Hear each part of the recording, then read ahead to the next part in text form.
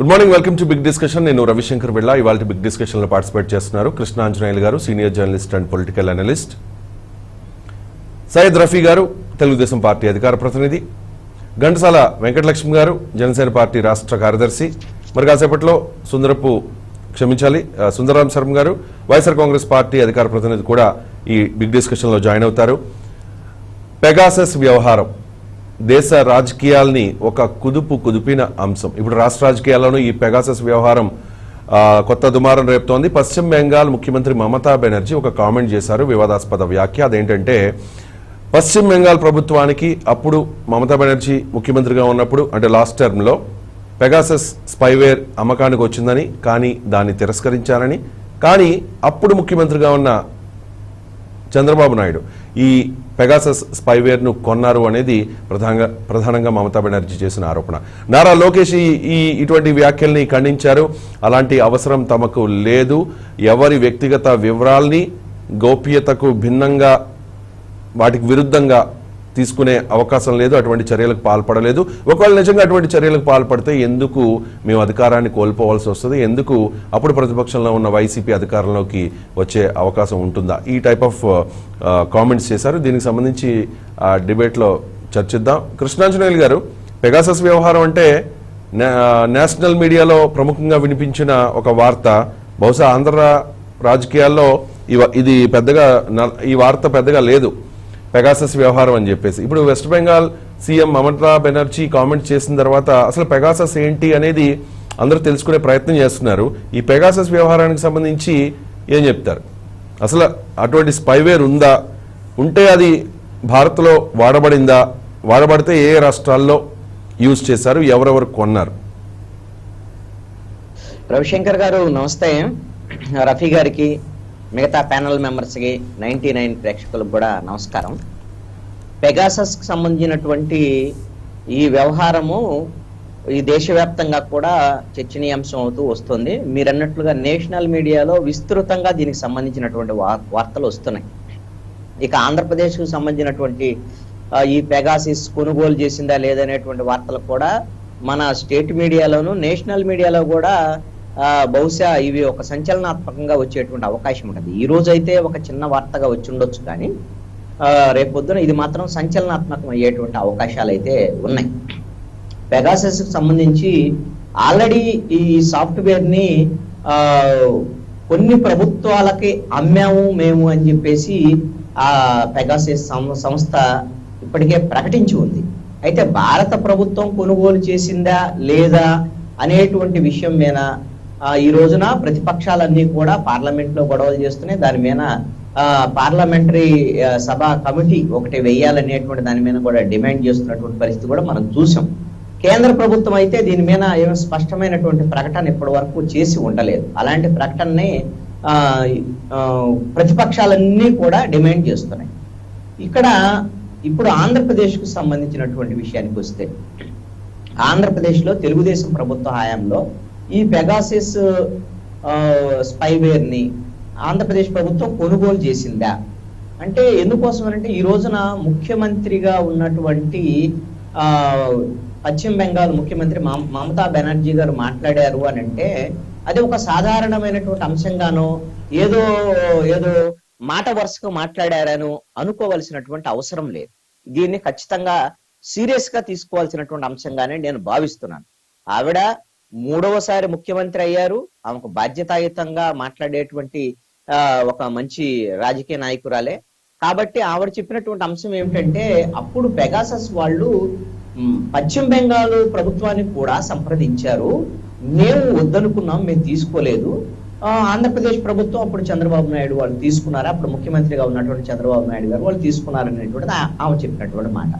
నిజంగా మరి తెలుగుదేశం ప్రభుత్వం ఈ పెగాసస్ స్పైవేర్ ను కొనుగోలు చేసిందా లేదా అనేటువంటి విషయం తేలాల్సి ఉంది. ఇది దీంట్లో వాస్తవం ఎంత అనేటువంటిది. అయితే ఇక్కడ కొన్ని అనుమానాలు ఆవిడ చెప్పినటువంటి ప్రకటనకి, మన ఆంధ్రప్రదేశ్ లో చంద్రబాబు నాయుడు గారి ప్రభుత్వం ఉన్నటువంటి సమయంలో జరిగినటువంటి కొన్ని పరిణామాలకి కోయిన్సైడ్ అవుతున్నాయి. అదేమిటి అని అంటే, ఎవరైతే వైఎస్ఆర్ కాంగ్రెస్ పార్టీకి సంబంధించినటువంటి 23 మంది ఎమ్మెల్యేలని వాళ్ళ సంబంధించినటువంటి సమాచారాలను, వ్యవహారాలను ఇవన్నీ అప్పుడు వైసీపీకి సంబంధించినటువంటి వాళ్ళ ఆ ఫోన్ కాల్స్ లేకపోతే మిగతా వివరాలన్నింటినీ కూడా ఇక్కడ నిఘా విభాగాలు ప్రభుత్వంలో ఉండేటువంటి వాళ్ళ సమాచారం సేకరించి ఆ విధంగా కొంతమంది 23 మంది ఎమ్మెల్యేలు తీసుకొని వాళ్ళ మంత్రులు చేశారనేటువంటి ఆరోపణలు గతంలో కూడా ఉన్నాయి. కాబట్టి ప్రతిపక్షాల మీద ఈ విధమైనటువంటి ప్రయోగం చేశారు అనేటువంటి ఆరోపణలు అప్పుడు చంద్రబాబు నాయుడు గారి ప్రభుత్వం మీద ఉన్నాయి. అది పెగాసస్ స్పైవేరా కాదా, ఇది ఒక అంశం. రెండవ అంశం ఏమిటంటే అప్పుడు ఇంటెలిజెన్స్ చీఫ్ గా ఉన్నటువంటి ఏబి వెంకటేశ్వరరావు గారు ఇదే తరహాలో ఉండేటువంటి కొంత స్పైవేర్ అది పెగాసస్ అని ఆ రోజు ఆరోపణ రాలేదు. దీన్ని కొనుగోలు చేసేటువంటి విషయంలో కాంట్రాక్ట్ అనేటువంటి దాన్ని వేరే వాళ్ళకి కాంట్రాక్ట్ ఇవ్వకుండా వాళ్ళ కుటుంబ సభ్యులకే ఇచ్చుకున్నారు అనేటువంటి ఆరోపణల మీద ఆయన సస్పెండ్ అయ్యి ఉన్నారు. అయితే ఆ పెగాసస్ ని ఆ రోజున కొనుగోలు చేసేటువంటి ప్రయత్నం చేశారా ఏమిటి అనేటువంటి తెలియదు. అయితే వెంకటేశ్వరరావు గారి విషయంలో ఏమిటి అంటే నాకు తెలిసి అప్పుడు ఉన్నటువంటి ఆయన ఇంటెలిజెన్స్ చీఫ్ కాబట్టి ఏదైనా సరే ఈ విధమైనటువంటి స్పైవేర్ ఏది కొనుగోలు చేయాలన్నారా, వాళ్ళు ఏది కొనుగోలు చేయాలన్నా ఇంటెలిజెన్స్ ద్వారానే జరుగుతాయి ఇవన్నీ కూడా. అయితే నాకు తెలిసి ఆ రోజున ఆ విధమైనటువంటి ఆ స్పైవేర్ ని కొనుగోలు చేసినట్టుగా నాకు తెలియదు. ఎందుకోసమనంటే కొనుగోలు చేయడానికి కాంట్రాక్టులు మాట్లాడి కాంట్రాక్టులు పిలవకుండా సొంత వాళ్ళకి ఇవ్వడానికి ప్రయత్నం చేశారు. ఆ తర్వాత కొనుగోలు జరగలేదు అనేటువంటి విషయం వరకు తెలుసు. అంటే ఒకవేళ అదే ఒక పెగాసస్ స్పైవేర్ కోసం ప్రయత్నం చేసి కొనుగోలు చేసి ఉండలేదా, లేకపోతే కొనుగోలు చేసే ఉన్నారా, ఇవన్నీ గిన తేలాలి అంటే ఇప్పుడేం పెద్ద కష్టమైనటువంటి అంశం ఏం కాదండి. ఇప్పుడు ఆంధ్రప్రదేశ్ లో జగన్మోహన్ రెడ్డి గారి ప్రభుత్వం అధికారంలో ఉంది. ఈ జగన్మోహన్ రెడ్డి గారి ప్రభుత్వము ఇప్పుడు ఒక రహస్యమైనటువంటి దర్యాప్తు ఆదేశం, రహస్యం ఏముంటుంది దాంట్లో ఒక కీలకమైనటువంటి దర్యాప్తుకి సిబిఐ దర్యాప్తును జగన్మోహన్ రెడ్డి గారి ప్రభుత్వం కోరొచ్చు. లేదంటే ఆంధ్రప్రదేశ్ లో కూడా సిఐడి నుంచి ఒక సమర్థవంతమైనటువంటి నాయకులు ఉండేటువంటి మన సిఐడి కూడా ఏం సిబిఐకి తక్కువేం కాదండి. ఇప్పుడు ఈ రోజున రాజకీయ అవసరాలకి ఎవరి మీద పడితే వాళ్ళ మీద కేసులు పెట్టడానికి వాడుకుంటున్నారు, కానీ అది వేరే అంశము. సిఐడి వాళ్ళకి నిజంగా దీని మీద దర్యాప్తు జరపాలంటే వాళ్ళకి ఆ సమర్థత ఉంది. ఆ విధమైనటువంటి ఒక దర్యాప్తుకు ఆదేశిస్తే గత ప్రభుత్వము ఈ తరహా ఏ విధమైనటువంటి స్పైవేర్లు కొనుగోలు చేసి ఉన్నా కూడా, అది పెగాసస్ అయినా ఇంకొకటైనా కూడా, దాన్ని కనుక్కోవటం అయితే పెద్ద కష్టమైనటువంటి అంశం కాదు. ఇది రహస్యమైనటువంటి నిధి ద్వారాగానే దీన్ని ఫండింగ్ అనేది ఎలా జరిగింది ఏంటి అనేటువంటిది రహస్యం తప్ప ఇవి ఎలా కొనుగోలు చేశారు, దీనికి ఎంత ఫండ్ ఉపయోగించారు, ఈ పోలీస్ శాఖ ప్రభుత్వంలో ఉండే రహస్య నిధి అనేటువంటి డాక్యుమెంట్స్ అలాంటి ఇవన్నీ కూడా ఉంటాయండి. ఆ విధమైనటువంటి అన్ని కూడా ఇప్పుడు ఇంటెలిజెన్స్ లో కానీ లేకపోతే పోలీస్ శాఖలో కానీ దొరుకుతాయి. ఎక్కడికి బావు ఈ విధమైన అనామర్తిగా కొనుగోలు చేసే వ్యవహారం అయితే ఉండదు. కాబట్టి ఇప్పుడు జగన్మోహన్ రెడ్డి గారి ప్రభుత్వము ఈ విధమైనటువంటి వాళ్ళకి నిజంగా అనుమానం వస్తే మమతా బెనర్జీ గారు అన్నారు కాబట్టి మా మీద ఈ విధంగా ప్రయోగం చేశారేమో చంద్రబాబు నాయుడు గారి ప్రభుత్వానికి వాళ్ళు భావిస్తే ఒక కేంద్ర దర్యాప్తు సంస్థ కోసం వాళ్ళు కోరొచ్చు. ఆంధ్రప్రదేశ్ లోనే ఒక దర్యాప్తు చేస్తారు. అయితే నేను అనుకోవటం ఏంటంటే కేంద్ర దర్యాప్తు సంస్థను కోరితే కేంద్ర ప్రభుత్వం దీనికి దర్యాప్తుకు ఆదేశిస్తుందని నేను అనుకోవటం. ఎందుకోసమనంటే ఇప్పుడు పెగాసస్ అనేటువంటి ఆ స్పైవేర్ ని కేంద్ర ప్రభుత్వం కొనుగోలు చేసింది అనేటువంటి ఆరోపణలు ఉన్నాయి. కాబట్టి వాళ్ళు అక్కడేం దర్యాప్తుకు వాళ్ళు ఆదేశించట్లేదు, దర్యాప్తు కూడా ఒప్పుకోవటం లేదు. కాబట్టి ఆంధ్రప్రదేశ్ లో ప్రభుత్వం పోయినంత మాత్రాన్ని ఎకాఎక్కిన దర్యాప్తుకి ఇదిగో తీసుకోండి సిబిఐ ఎంక్వైరీ చేస్తారని అనలేదు. ఎందుకోసం అంటే వాళ్ళు కూడా విరకాటంలో పడతారు. వాళ్ళు కూడా అక్కడ దర్యాప్తుకు ఒకదానికి అంగీకరించాలి కదా కేంద్ర స్థాయిలో. కాబట్టి వాళ్ళు ఇచ్చేటువంటి అవకాశం లేదు. కాబట్టి ఆంధ్రప్రదేశ్ ప్రభుత్వము ఆ విధంగా నిజంగా వాళ్ళకి అనుమానం ఉన్నట్టుగా భావిస్తే ఇప్పటివరకు నాకు తెలిసి ఆంధ్రప్రదేశ్ ప్రభుత్వంలో ఉండేటువంటి కీలకమైనటువంటి వాళ్ళు ఎవరో కూడా ఈ పెగాసస్ స్పైవేర్ కు సంబంధించినటువంటి ఆంధ్రప్రదేశ్ కొనుగోలు చేసింది అనేటువంటి అంశం మీద స్పందించి ఉండలేదు. అంటే నేను చూడలేదు ఇంకా స్పందించలేదు. కాబట్టి వాళ్ళు స్పందిస్తారా లేకపోతే వాళ్ళ అభిప్రాయం ఏంది, వాళ్ళకి అనుమానాలు ఉన్నాయి, అనుమానం ఉంటే వాళ్ళు దర్యాప్తుకి ఆదేశించవచ్చు. అంతేగాని ఇప్పుడే మనం అప్పుడు కొనుగోలు చేశారా లేదా అనేటువంటి విషయాన్ని నా అభిప్రాయంగా నేను చెప్పాలి అంటే పెగాసస్ స్పైవేర్ అనేటువంటిది ఒక అతి ఖరీదైనటువంటి అది ఒక రహస్యంగా సమాచారాలు సేకరించేటువంటి వ్యవహారం. అది ఆ సాఫ్ట్వేర్ అది కొనుగోలు చేయటం అనేటువంటి రాష్ట్ర ప్రభుత్వాల స్థాయిలో సాధ్యమయ్యేటువంటి అంశం కాదు బడ్జెట్ పరంగా.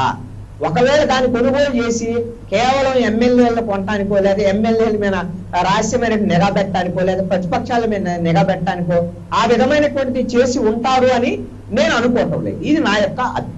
రైట్ అండి. అంటే ఎందుకు పశ్చిమ బెంగాల్ ముఖ్యమంత్రి మమతా బెనర్జీ ఇప్పుడు ఈ విషయాన్ని తెర మీదకి తీసుకొచ్చారు? బహుశా చంద్రబాబు నాయుడు టార్గెట్ అయితే మమతా బెనర్జీ గారికి కాదు ఎప్పుడూ కూడా, కానీ ఎందుకు తీసుకొచ్చారు? మేము కొనలేదు కానీ చంద్రబాబు నాయుడు గారు కొన్నారు అని చెప్పడం వెనుక ఉన్న ఆంతర్యం ఏంటి? దీని వెనక రాజకీయపరమైనటువంటి కారణాలు ఉండి ఉండొచ్చు అని నేను అనుకుంటున్నానండి. ఎందుకోసమనంటే ఒక సీనియర్ పొలిటీషియన్ మమతా బెనర్జీ గారు, ఆవిడ సామాన్యమైనటువంటి వ్యక్తి కాదు. ఆమె ప్రధానమంత్రి స్థానం కోసం రేపు పొద్దున పోటీ పడేటువంటి స్థాయిలో ఉన్నారు. కాబట్టి ఆవిడ రాజకీయంగా ఈ అంశంలో ఉద్దేశపూర్వకంగానే ఈ అంశాలను వెల్లడించి ఉంటారు అని నేను అనుకుంటున్నాను. అనాలోచితంగానో ఆయాచితంగానో అనుకోని విధంగానో ఈ మాట మాట్లాడి ఉంటారని నేను అనుకోవటంలా. ఈ విధమైనటువంటి సమాచారం ఉండి ఉండొచ్చు, ఒకరు కొన్నారని సమాచారం ఉండొచ్చు, లేదా కొనడానికి ప్రయత్నం చేస్తారని సమాచారం ఉండి ఉండొచ్చు. అయితే రాజకీయంగా చంద్రబాబు నాయుడిని ఇబ్బంది పెట్టడానికే మమతా బెనర్జీ ఈ విధమైనటువంటి ప్రకటన చేసి ఉంటారని నేను అనుకుంటున్నాను. ఎందుకోసమనంటే ఎందుకు రాజకీయంగా ప్రకటన చేసి ఉంటారు? రాజకీయంగా ఆమెకేమన్నా చంద్రబాబు నాయుడు శత్రువు అంటే జాతీయ రాజకీయాల విషయంలో భవిష్యత్తులో ఏదైతే మమతా బెనర్జీ వాళ్ళ కూటమి రీజనల్ పార్టీస్ కూటమి ఏర్పాటు కాబోతుందో అలాంటి కూటమిలో ఆంధ్రప్రదేశ్ కు సంబంధించి ఈ కూటమి వెనక మొత్తం ప్రశాంత్ కిషోర్ ఉన్నారు. ప్రాంతీయ పార్టీల కూటమి ఏర్పాటు చేసేటువంటి దాంట్లో మమతా బెనర్జీ వెనక కూడా ప్రశాంత్ కిషోర్ ఉన్నారు. ప్రశాంత్ కిషోర్ ఆంధ్రప్రదేశ్ రాజకీయాల్లో జగన్మోహన్ రెడ్డి గారికి రాజకీయ పరమైనటువంటి సలహాదారులు గాను వాళ్ళ స్ట్రాటజిస్ట్ గాను ఉన్నారు. కాబట్టి జాతీయ రాజకీయాల విషయంలో జాతీయ కూటమి విషయంలో చంద్రబాబు నాయుడు ఎలాగో వాళ్ళతో కలిసి రాడు కాబట్టి ఆయన టార్గెట్ చేద్దామనేటువంటి విషయంలో కూడా మాట్లాడి ఉండవచ్చు. ఆ విధమైనటువంటి రాజకీయ ఎత్తుగడలు ఉండి ఉండవచ్చు అనేది నా యొక్క బహుశా అయి ఉండొచ్చు. మీరు చెప్తున్నట్టుగా బహుశా అయి ఉండొచ్చు. రైట్. కృష్ణాంజనేయులు గారు, ఇప్పటి వరకు అధికార వైసీపీ నాయకులు ఎవరు కూడా స్పందించలేదు. వీళ్ళంతా కూడా ఈ అక్రమ సారా వ్యవహారంలో తెలుగుదేశం పార్టీ నాయకులు చేస్తున్న అసెంబ్లీని అక్కడ ఆపేస్తోన్న విషయాన్ని, అక్కడ అసెంబ్లీని జరగకుండా చేస్తున్న వ్యవహారం మీద వైసీపీ నాయకులు మాట్లాడుతున్నారు. కానీ ప్రస్తుతానికైతే ఈ వ్యవహారం మీద వాళ్ళకు కూడా ఇంకా అవగాహన ఉండకపోవచ్చు మేబీ. ఎందుకంటే ఇంతకుముందు మనం మాట్లాడుకున్నట్టు పెగాసస్ అంటే దేశ రాజకీయాలను కుదిపేస్తుంది కానీ రాష్ట్ర రాజకీయాల్లో ఎప్పుడు కూడా ప్రస్తావన కూడా ఎవరు కూడా చేయలేదు. రైట్. సయ్యద్ రఫీ గారు, తెలుగుదేశం పార్టీ హయాంలో ముఖ్యమంత్రిగా చంద్రబాబు నాయుడు గారు ఉన్నప్పుడు, ఐటీ శాఖ మంత్రిగా నారా లోకేష్ ఉన్నప్పుడు ఒక స్పైవేర్, ఆ స్పైవేర్ ఏంటంటే వాళ్ళ మొబైల్లోకి ఎంటర్ చేస్తే వాళ్ళకి తెలియకుండా మొబైల్లోకి వెళ్ళిపోతుంది. వాళ్ళు మాట్లాడిన ప్రతి వ్యవహారం, వాళ్ళు చేసిన ప్రతి ట్రాన్సాక్షన్, వాళ్ళు ఓపెన్ చేసిన ప్రతి వెబ్ పేజ్, ఇలా ఎవ్రీథింగ్, ఆ డేటా అంతా కూడా ఎవరైతే ఈ స్పైవేర్ని కొనుక్కున్నారో వాళ్ళకి ఆ డేటా ట్రాన్స్ఫర్ చేయబడుతుంది. సో వాళ్ళ వ్యక్తిగత వివరాలు ఎప్పుడైతే తెలిసాయో వాళ్ళని బ్లాక్మెయిల్ చేయడానికో లేకపోతే వాళ్ళ వ్యూహాలు తెలుసుకోవడానికో ఉపయోగపడతాయి. కాబట్టి పెగాసస్ స్పైవేర్ని ఈ రకంగా కొన్ని దేశాల్లో కొంతమంది యూజ్ చేశారు, ఆరోపణలు ఉన్నాయి. కొన్ని కూడా కొన్ని క్లారిటీ వచ్చింది, కొంతమంది వాడారు అనే దాని మీద. ఇప్పుడు మమతా బెనర్జీ గారు చేసిన ఆరోపణ అదేమి చిన్న ఆరోపణ కాదు. వైసీపీ నాయకులు కూడా స్పందిస్తారు ఖచ్చితంగా. ఈరోజు చిన్న ఆరోపణ కాదు. అంటే అప్పుడు ప్రతిపక్షంలో ఉన్న జగన్మోహన్ రెడ్డి గారి మీద, ఆయనతో కలిసి ఉన్న ఎమ్మెల్యేల మీద, ఆ పార్టీ నుంచి పోటీ చేస్తున్న అభ్యర్థుల మీద గట్టి నిఘా పెట్టడానికి, వాళ్ళ వ్యూహాలేంటో తెలుసుకోవడానికి, వాళ్ళ బలహీనతలేంటో తెలుసుకుని వాళ్ళని బ్లాక్మెయిల్ చేయడానికి, అంతే కదా స్పైవేర్ అంటే. అలాగే యూజ్ అవుతుంది కదా పెగాసస్. ఇది చాలా పెద్ద ఆరోపణ చంద్రబాబు నాయుడు మీద, అప్పుడు తెలుగుదేశం ప్రభుత్వం మీద. సయ్యద్ రఫీ గారు, వీటిని అన్ని కొట్టిపారేయాలా లేకపోతే దేశ రాజకీయాల్లో చక్రం తిప్పబోయే మమతా బెనర్జీ లాంటి పర్సన్ ఇటువంటి కామెంట్స్ చేశారు కాబట్టి దాన్ని మనం పరిగణలోకి తీసుకోవాలా? సార్ రవి గారు, మీకు నమస్తే అండి. ఛానల్లో ఉన్నటువంటి పెద్దలందరికీ కూడా నమస్కారం. సార్, మీరు సడన్ గా టాపిక్ మార్చారు. నాకు పిచ్చిన టాపిక్ వేరు, ఇప్పుడు పెట్టిన టాపిక్. మీరు ఏ టాపిక్ అయినా మాట్లాడగలరు సార్. మీరు అదే కాన్ఫిడెన్స్ తో మీకు టాపిక్ చెప్పలేదు. మనం మాట్లాడేటప్పుడు ఆధారాలతో వాటితో మాట్లాడాలి. ఇప్పుడు కృష్ణాంజనేయులు గారు చాలా విషయాలు చెప్పారు. కృష్ణాంజనేయులు గారు చెప్పిన విషయాలు చాలా స్పష్టంగా ఉన్నాయి. ఎందుకంటే ఆయన ఒక వార్త మీరు సడన్ గా చెప్పిన దాని మీద ఆయనకు ఉన్నటువంటి ఆ ఇన్ఫర్మేషన్ ని ఆయన చెప్పాడు. ఇప్పుడు నేనేమంటానంటే పెగాసస్ ని తెలుగుదేశం ప్రభుత్వం కొన్నది అని చెప్పి ఆ కంపెనీలు చెప్పారని మమతా బెనర్జీ చెప్పింది. ఆ కంపెనీ చెప్పిందని ఆమె మమతా బెనర్జీ తెలుగుదేశం ప్రభుత్వం కొన్న ఆధారాలతో చెప్పలా, కంపెనీ చెప్పిందని చెప్పింది. ఈ కంపెనీలు ఎలా ఉంటాయంటే ఈ ఆయుధాలు అమ్మే కంపెనీలు ఇవన్నీ కూడా వాళ్ళు కొన్నారు వీళ్ళు కొన్నారని చెప్పి కొనిపిస్తారు. కానీ వాళ్ళు కొన్నారో లేదో వాళ్ళు రూఢి చేసుకోరు. ఆమెకు కొనే ఇష్టం లేదు కాబట్టి ఆమె లోతుల్లోకి వెళ్ళా. ఆ కంపెనీ చెప్పిందని మమతా బెనర్జీ చెప్పింది. నేనేమంటానంటే పెగాసిస్ వ్యవహారం సుప్రీంకోర్టులో ఉంది. ఇప్పుడు అది సుప్రీంకోర్టు కూడా ఏదో కమిటీ వేసింది. ఆ సుప్రీంకోర్టు కమిటీ వేసింది, కేంద్ర ప్రభుత్వం దాని మీద విచారణ జరపడానికి ఇష్టపడలేదు. ఆంధ్రప్రదేశ్లో ఏబి వెంకటేశ్వరరావు గారి కుమారుడు అదేదో ఇలాంటి సాఫ్ట్వేర్ ఒకటి కొనడానికి ప్రయత్నం చేశాడు, ఆయనకి ఇవ్వడానికి వెంకటేశ్వర గారు ప్రయత్నం చేశారని చెప్పేటువంటి నెపం మీద ఆయన సస్పెండ్ చేసి పెట్టారు. ఉన్నటువంటి ఆధారాలు లేవు, కొన్ని ఆంధ్రప్రదేశ్ ప్రభుత్వ ఖజానా నుండి ఇచ్చినటువంటి ఆధారాలు లేవు. అదేదో ప్రయత్నం జరిగిందనేటువంటి నెపం మీద మనసులో వేరే కారణాలు పెట్టుకొని ఆయన్ని సస్పెండ్ చేసి పెట్టారు. జగన్మోహన్ రెడ్డి ప్రభుత్వం ఈ వ్యవహారంలో చాలా లోతుగానే స్పందించింది. అది కోర్టుకు కూడా వెళ్ళింది, అది హైకోర్టుకి వెళ్ళింది, సుప్రీంకోర్టుకు కూడా వెళ్ళినట్టుంది. అవునండి. ఏ వెంకటేశ్వరరావు మీద వచ్చినటువంటి ఆరోపణల మీద ఆ జగన్మోహన్ రెడ్డి గారి ప్రభుత్వం లోతుగానే విచారణ చేసింది. లోతుగా విచారణ చేసినప్పుడు మరి ఆంధ్రప్రదేశ్ ఖజానా నుండి ₹1 చెల్లింపులు జరిగి ఉన్నా, అది పెగాసిస్ కానివ్వండి, ఇతర ఏదైనా సంస్థకు కానివ్వండి, ఏదైనా సాఫ్ట్వేర్ కానివ్వండి చెల్లించున్నా సరే ఈ పార్టీకి ఏబి వెంకటేశ్వరరావు గారిని, ఎందుకంటే ఇంటెలిజెన్స్ ఐజీగా ఉన్నాడు కాబట్టి ఆయన మీద కేసు పెట్టి ఆయన మీద చర్యలు కూడా తీసుకుని ఉండేవాడు. మరి ఈ 3 సంవత్సరాల నుండి అలాంటిది ఏది జరిగినట్టుగా ఆంధ్రప్రదేశ్ ప్రభుత్వం ధృవీకరించలేకపోయింది, హైకోర్టు దగ్గర కానీ సుప్రీంకోర్టు దగ్గర కానీ. అప్పుడు ఐటీ శాఖ మంత్రిగా ఉన్నటువంటి లోకేష్ గారు చాలా స్పష్టంగా చెప్పారు, మేము అలాంటిది కొనలేదని. ఇప్పుడు ఆమె చేసినటువంటి మమతా బెనర్జీ చేసినటువంటి ఆరోపణ కాదు, ఆమె అభిప్రాయం. నాకు ఆ కంపెనీ చెప్పింది చంద్రబాబు నాయుడు ప్రభుత్వం కూడా కొన్నదని, అంతేగాని కొన్నారు అని చెప్పేసి ఆమెమి ధృవీకరించట్లేదు. స్టేట్మెంట్ ఇచ్చారు, స్టేట్మెంట్ సార్. స్టేట్మెంట్ ఎవరు ఇచ్చారు? ఆ కంపెనీ చెప్పిందని ఇచ్చింది ఆమె. అదే స్టేట్మెంట్ నేను చదివా. అదే మమతా బెనర్జీ చూడరు కదా కొనేటప్పుడు, ఆ కంపెనీ వాళ్ళు చెప్పారు అని చెప్పారు. అంటే కంపెనీ దగ్గరికి కొనడానికి వచ్చినప్పుడు ఇదిగోరండి ఆంధ్రప్రదేశ్ ప్రభుత్వానికి మాకు జరిగినటువంటి అగ్రిమెంట్, అది ఆంధ్రప్రదేశ్ ప్రభుత్వం మాకు పేమెంట్ చేసినటువంటి ఫలానా డేట్లో ఫలానా టైంలో ఇన్ని కోట్ల రూపాయలతో మాకు పేమెంట్ చేశారని చెప్పి ధృవీకరిస్తారు వాళ్ళు. అసలు ఆమె ఇనిషియల్ లోనే నాకొద్దు ఆ పెగాసిస్ అని చెప్పింది. వాళ్ళు ఏమన్నారంటే చంద్రబాబు నాయుడు కొన్నాడండి అన్నారు. కొంటే నాకేం సంబంధం లేదు, నేను కొన్నది. అక్కడేమీ వాళ్ళు ఆ పత్రాలు ఏమి ఆమెకు చూపించారని చెప్పి ఆమె చెప్పలా, వాళ్ళు అన్నారని అన్నది ఆమె. ఇప్పుడు ఆమె అన్నదని మనం డిబేట్ చేస్తా ఉన్నాం. అవునండి. ఇప్పుడు ఆమె అన్నదని డిబేట్ చేస్తున్నాం. కొన్నారో లేదో ఆమెకు తెలియదు, మనకు తెలియదు. ఐటీ శాఖ మంత్రిగా ఉన్నటువంటి లోకేష్ గారు కొనలేదని ధృవీకరించాడు. అయినా సరే మీలాంటి వాళ్ళు వాటిని నమ్మరు, లోపల ఏదో జరుగుతుందని. ఇప్పుడు సుప్రీంకోర్టులో ఉంది సార్. ఒక ఆరోపణ వచ్చినప్పుడు ఇప్పుడు మమతా బెనర్జీ చెప్పారు సార్, ఈ ఆరోపణ చేసింది మమతా బెనర్జీ. ఈ స్టేట్మెంట్ ఆరోపణో ఒపీనియన్ వాట్ ఎవర్ మీరు ఏ రకంగా అనుకున్నా కూడా ఒక ఆరోపణ దేశ రాజకీయాల్లో చక్రం తిప్పే మమతా బెనర్జీ లాంటి ఒక వ్యక్తి చేసినప్పుడు, ఒక రాష్ట్ర ముఖ్యమంత్రి చేసినప్పుడు నారా లోకేష్ ఖండించేశారు కాబట్టి దాని మీద చర్చ పెట్టొద్దంటే ఎలా చెప్పండి? అది కాదండి, చర్చ పెట్టడం అనేది కాదు. ఆమె ఏమన్నది ఆ కంపెనీ చెప్పిందండి. ఆ కంపెనీ నిజంగా ఏదైనా కానివ్వండి సార్, ఏదైనా కానివ్వండి, ఏదైనా కానివ్వండి, it's an allegation or opinion or statement, whatever statement.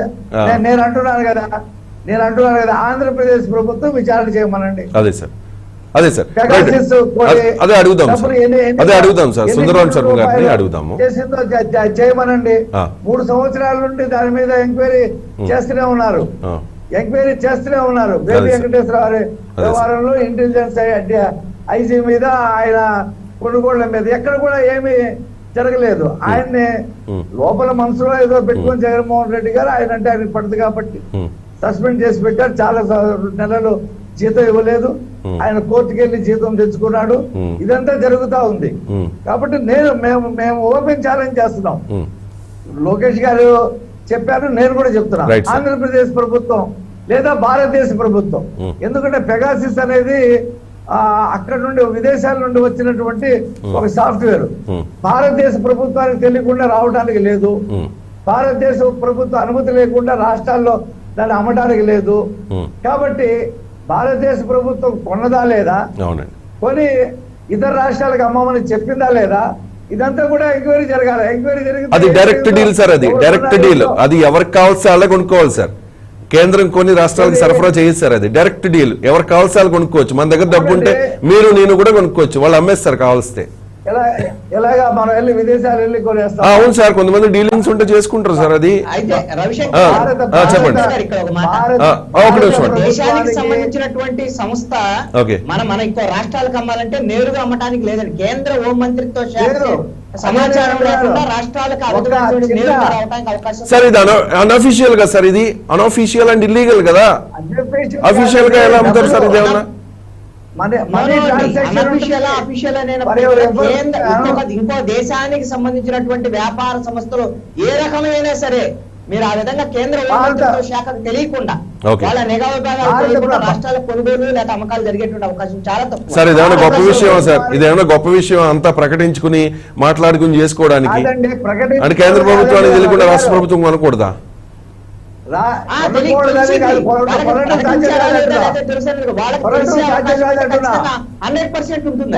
Okay sir, okay sir. అయితే ఒక ఇజ్రాయెల్ కి సంబంధించినటువంటి సంస్థ భారతదేశంలో స్వేచ్ఛగా మమతా బెనర్జీ దగ్గరికి, చంద్రబాబు నాయుడు దగ్గరికి, ఇంకోటి దగ్గరికి తిరుగుతుందంటే భారత ప్రభుత్వానికి తెలియకుండా, భారత ప్రభుత్వం అనుమతి లేకుండా ఆ వ్యాపారం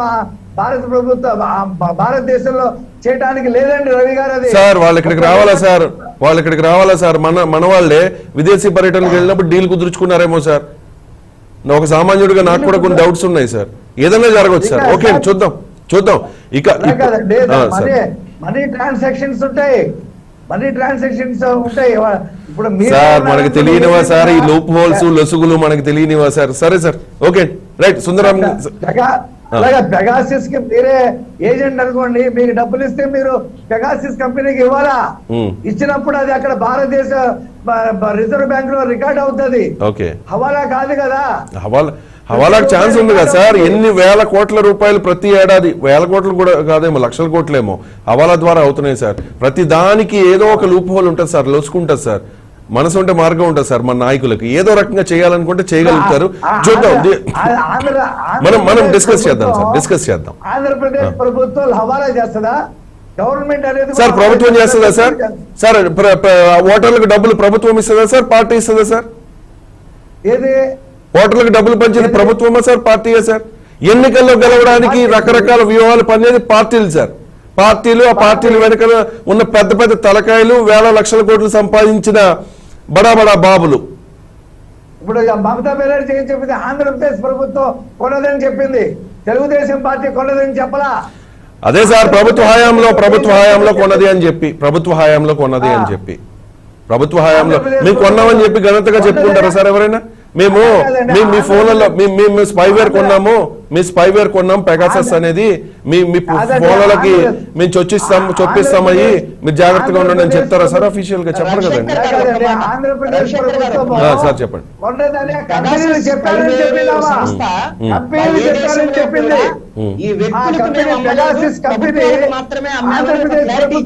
అది right sir, right sir, right sir. Rafi గారు ఒక్క నిమిషం. సుందరరాం శర్మ గారు జాయిన్ అయ్యారు, వైఎస్ఆర్ కాంగ్రెస్ పార్టీ అధికార ప్రతినిధి. సుందరరాం శర్మ గారు, నిన్నటి వరకు కూడా మీరు, మీ ప్రభుత్వం, మీ నాయకులు, ముఖ్యంగా జగన్మోహన్ రెడ్డి గారు కూడా ప్రధానంగా కొన్ని ఆరోపణలు ఎదుర్కొంటున్నారు. అదేంటంటే కనీసం అవగాహన లేకుండా మాట్లాడారు. ఈ సారా వ్యవహారంలో మరణించిన వారి విషయంలో అవి సహజ మరణాలు అంటూ చెప్పుకొచ్చారు. ఒక రకంగా చెప్పాలంటే ఈ ఇష్యూలో టీడీపీ కాస్త పైచేయి సాధించింది. జగన్మోహన్ రెడ్డి గారు అవగాహన లేకుండా మాట్లాడారు అనే విషయాన్ని మొత్తం అందరికీ చెప్పే ప్రయత్నం చేస్తుంది. అసెంబ్లీని కూడా స్తంభింపజేసింది. ప్రతిరోజు కూడా ఒక నిమిషం సార్ రఫీ గారు, లెట్ మీ కంప్లీట్. అవగాహన కాదు, చనిపోయిన వాళ్ళలో ఒక్క లేడీ లేదు. అదే సార్, అదే సార్. ఒక్క నిమిషం సార్. నా ప్రశ్న కంప్లీట్ అవ్వండి. ఒక్క నిమిషం సార్. నా ప్రశ్న రైట్ సార్. మహిళలు కూడా ఉంటారు. రైట్ సార్ వెయిట్ చేయండి ఒకసారి. సుందరరాం శర్మ గారు, ఈ ఇష్యూ నుంచి డైవర్ట్ అవడానికి మీకు బ్రహ్మాండమైన బ్రహ్మాస్త్రం దొరికింది, పెగాసస్ వ్యవహారం అని చెప్పేసి. సో ఇవాళ నుంచి ఇంకా దీని మీద స్టడీ చేస్తారు వైసీపీ నాయకులు. ఖచ్చితంగా తెలుగుదేశం పార్టీని టార్గెట్ చేస్తారు. అప్పుడు ఐటీ శాఖ మంత్రిగా ఉన్న నారా లోకేష్ ని, చంద్రబాబుని, ముఖ్యమంత్రిగా పనిచేసిన చంద్రబాబుని రకరకాలు మాట్లాడతారు. ఇది ఒక అస్త్రంగా మీకు తయారైంది. సో పెగాసస్ వ్యవహారంలో అసలు ఏం జరిగి ఉంటుంది? నిజంగా అప్పుడు చంద్రబాబు నాయుడు ప్రభుత్వం వైఎస్ఆర్ కాంగ్రెస్ పార్టీ నాయకుల మీద ఈ స్పైవేర్ ని వాళ్ళ మొబైళ్లలో చొప్పించి వాళ్ళ వ్యక్తిగత వివరాలని తీసుకుని, గోప్యంగా ఉంచాల్సిన వ్యవహారాలను తీసుకుని ఏదన్నా చేసిందనే అనుమానాలు మీకున్నాయా? మమతా బెనర్జీ చేసిన ఆరోపణలో నిజముందా? సుందరరాం శర్మ గారు స్ట్రైట్ గా. రవి గారు, మీకు ప్యానెల్లో ఉన్నటువంటి మిత్రులందరికీ కూడా నమస్కారం.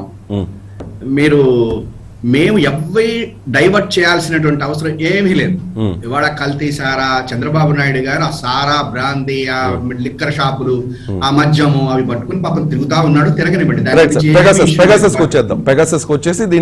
అందుకనే వస్తున్నాను సార్. అందువల్ల మేము డైవర్ట్ చేయం. ఇక పెగాసిస్ విషయానికి వచ్చేసరికల్లా మా మిత్రులు బాగానే చెప్పారు. ఎంతసేపటికి చంద్రబాబుని నిప్పు అంటారు కానీ ఆ నిప్పు కాలిపోయాక బూడిద వస్తుంది అనేటువంటిది వీళ్ళు తెలుసుకోవటం.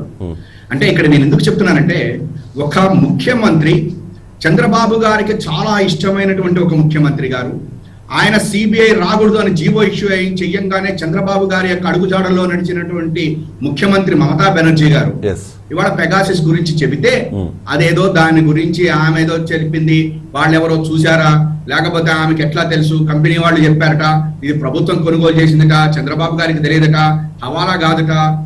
నేను ఏమని చెప్తున్నానంటే, ఎందుకు ఇంత పెగాసిస్ అనేటువంటి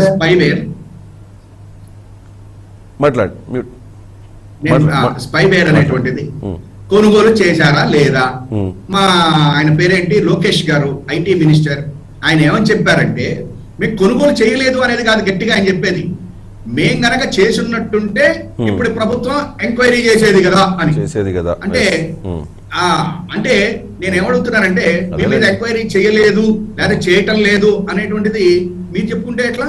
ఆల్రెడీ ఏబి వెంకటేశ్వరరావు గారి మీద ఇదే కదా, రక్షణకు సంబంధించినటువంటి ఎక్విప్మెంట్ ఏదైతే ఇంపోర్ట్ చేయబడిందో దానికి సంబంధించినటువంటి టెండర్ ఏదైతే ఉందో అది వారి అబ్బాయి చేశారు, సబ్జెక్ట్ కరెక్షన్ వారి అబ్బాయి చేశారు అనేటువంటిదే. ఆయన చేశారు కాదు, ఆయన అబ్బాయి చేశారు. దాని మీదట్న ఆయన మీద ఇది జరుగుతా ఉంది. Next number 1. నెంబర్ 2, కేంద్ర ప్రభుత్వానికి తెలియకుండా రాష్ట్ర ప్రభుత్వాలు వీళ్ళు ఖర్చు చేస్తాయా అంటే, నరేంద్ర మోడీ గారు బహుశా ఆయన మీరే చెప్తున్నారుగా, కేంద్ర ప్రభుత్వం కొన్నది అని చెప్పిన మా కృష్ణాంజలి గారు, లేకపోతే రఫీ గారు వాళ్ళందరూ చెప్తున్నారు కాబట్టి నరేంద్ర మోడీ గారు ఆ రోజు కొనుక్కుని చంద్రబాబు గారు నువ్వు కూడా ఇది కొనుక్కో, దగ్గర పెట్టుకో, ఎందుకైనా మంచిదని ఏమన్నా పంపించారా? మరి మనకు తెలియదు కదా ఇవన్నీ. మరి ఎందుకంటే వాళ్ళే చెప్తున్నారు కదా ఇది కేంద్రానికే చుట్టుకుంటుంది అంటున్నారు. అంటే అప్పటికి టర్మ్స్ బాలేదు సార్ వాళ్ళకి. అప్పటికి టర్మ్స్ అదే బాగాలేదు చెప్తున్నాను సార్, సార్. ఇచ్చే అదే, అవకాశం లేదు. రవి గారు, నేను అదే మీకే బాగున్నాయి టర్మ్స్, అదే అప్పుడు అందుకనే అంటుంటాను. మీకే బాగున్నాయి అప్పుడు. రవి గారు నేను అదే అంటుంటా.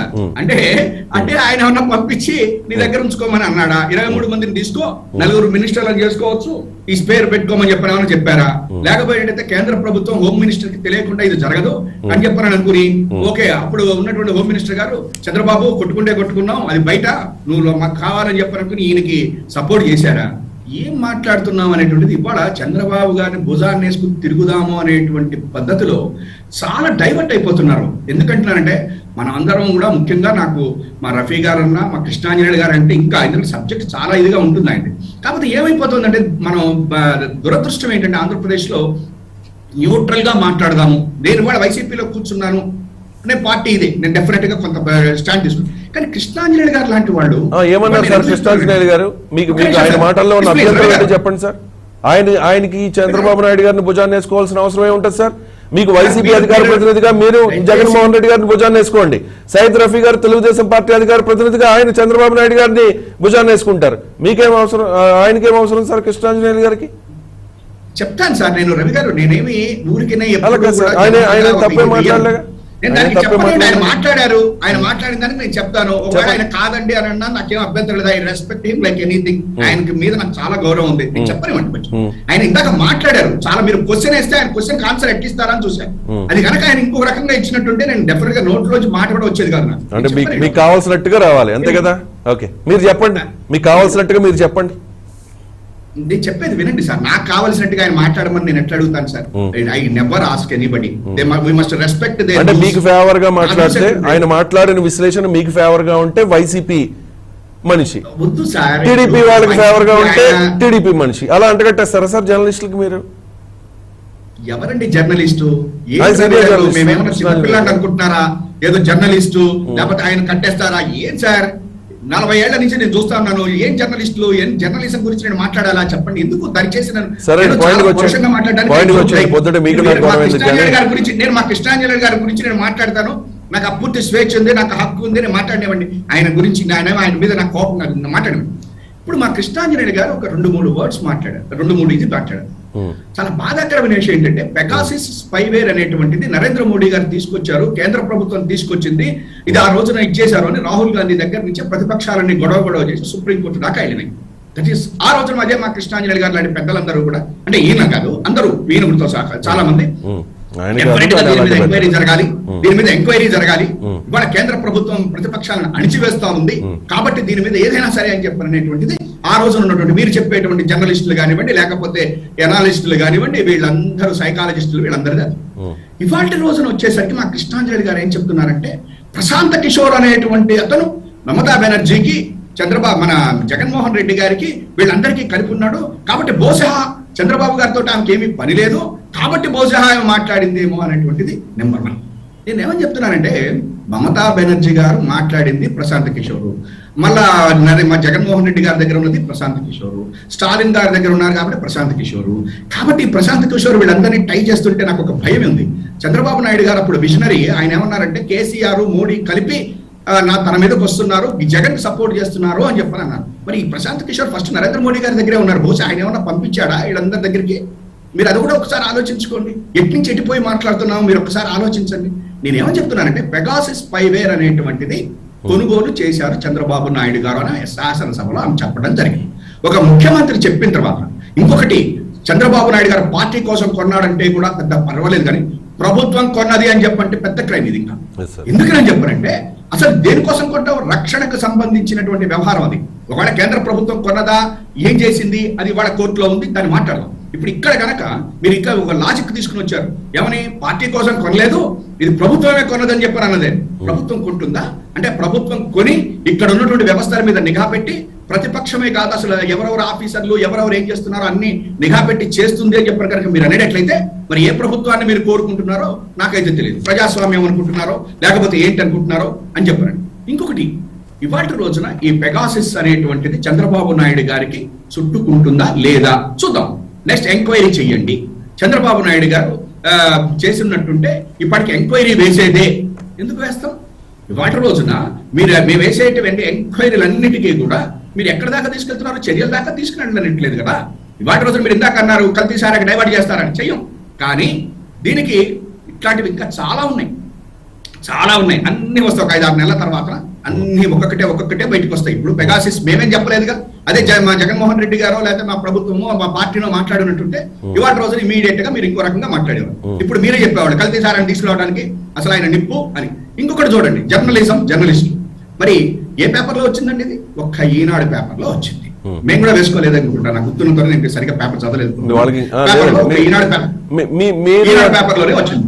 సూపర్ గా ఒప్పుకున్నారు సార్, మీరు ఫ్లోలో అయినా ఒప్పుకున్నారు మేము వేసుకోలేదు అని చెప్పి. అంటే మీది సాక్షిలో వచ్చిన కథ ఒక్కసారి సార్, సాక్షిలో వచ్చిన కథనాలను మాకు అంటగట్టొద్దు అని మీరు అంటారు, ఆంధ్రజ్యోతిలో వచ్చిన కథనాలను మాకు అంటగట్టొద్దు అని చెప్పేసి తెలుగుదేశం పార్టీ నాయకులు అంటారు. మా పేపర్ లోనే ఒప్పుకున్నారు కదా సార్, ఇప్పుడు మీ పేపర్ లో రాలేదు. నేను అన్ని ఒప్పుకుంటా, అన్ని కరెక్ట్ గానే చెప్తాను. నేను ఏ పార్టీలో కూర్చున్నా ఉన్నదే చెప్తా, ఏమీ పెద్ద నష్టం లేదు. ఇప్పుడు ఏ పేపర్ లో వచ్చింది? అదే మా పేపర్ లో కనుక మెయిన్ హెడ్డింగ్ లో వచ్చుంటే చూసారా ఎట్లా చేశారు. మరి పెగాసిస్ వచ్చినప్పుడు ఇదే ఈనాడు, ఇదే ఆంధ్రజ్యోతి మెయిన్ హెడ్డింగ్ లో ఎందుకు రాయలే? ఎక్కడో ఈనాడులో రాశారు, మీరు డిస్కషన్ పెట్టారు, సంతోషం. నేనేం డిస్కషన్ మాత్రం కాదంట్లా, అట్లీస్ట్ మీరు ఒక్కరైనా పెట్టారు. ఎందుకంటే చంద్రబాబు మీద డిస్కషన్స్ ఏం జరగవు. ఎక్కడ చంద్రబాబు గారికి ఏమన్నా చుట్టుకుంటుందేమో అనుకునే చోట ఎక్కడ డిబేట్లు ఎవరి మీద రెడీ సార్ మేము. చంద్రబాబు నాయుడు అయినా, జగన్ అయినా, పవన్ కళ్యాణ్ అయినా కూడా ఎవరి మీద ఆరోపణలు వచ్చినా డిబేట్ చేస్తాం మేము.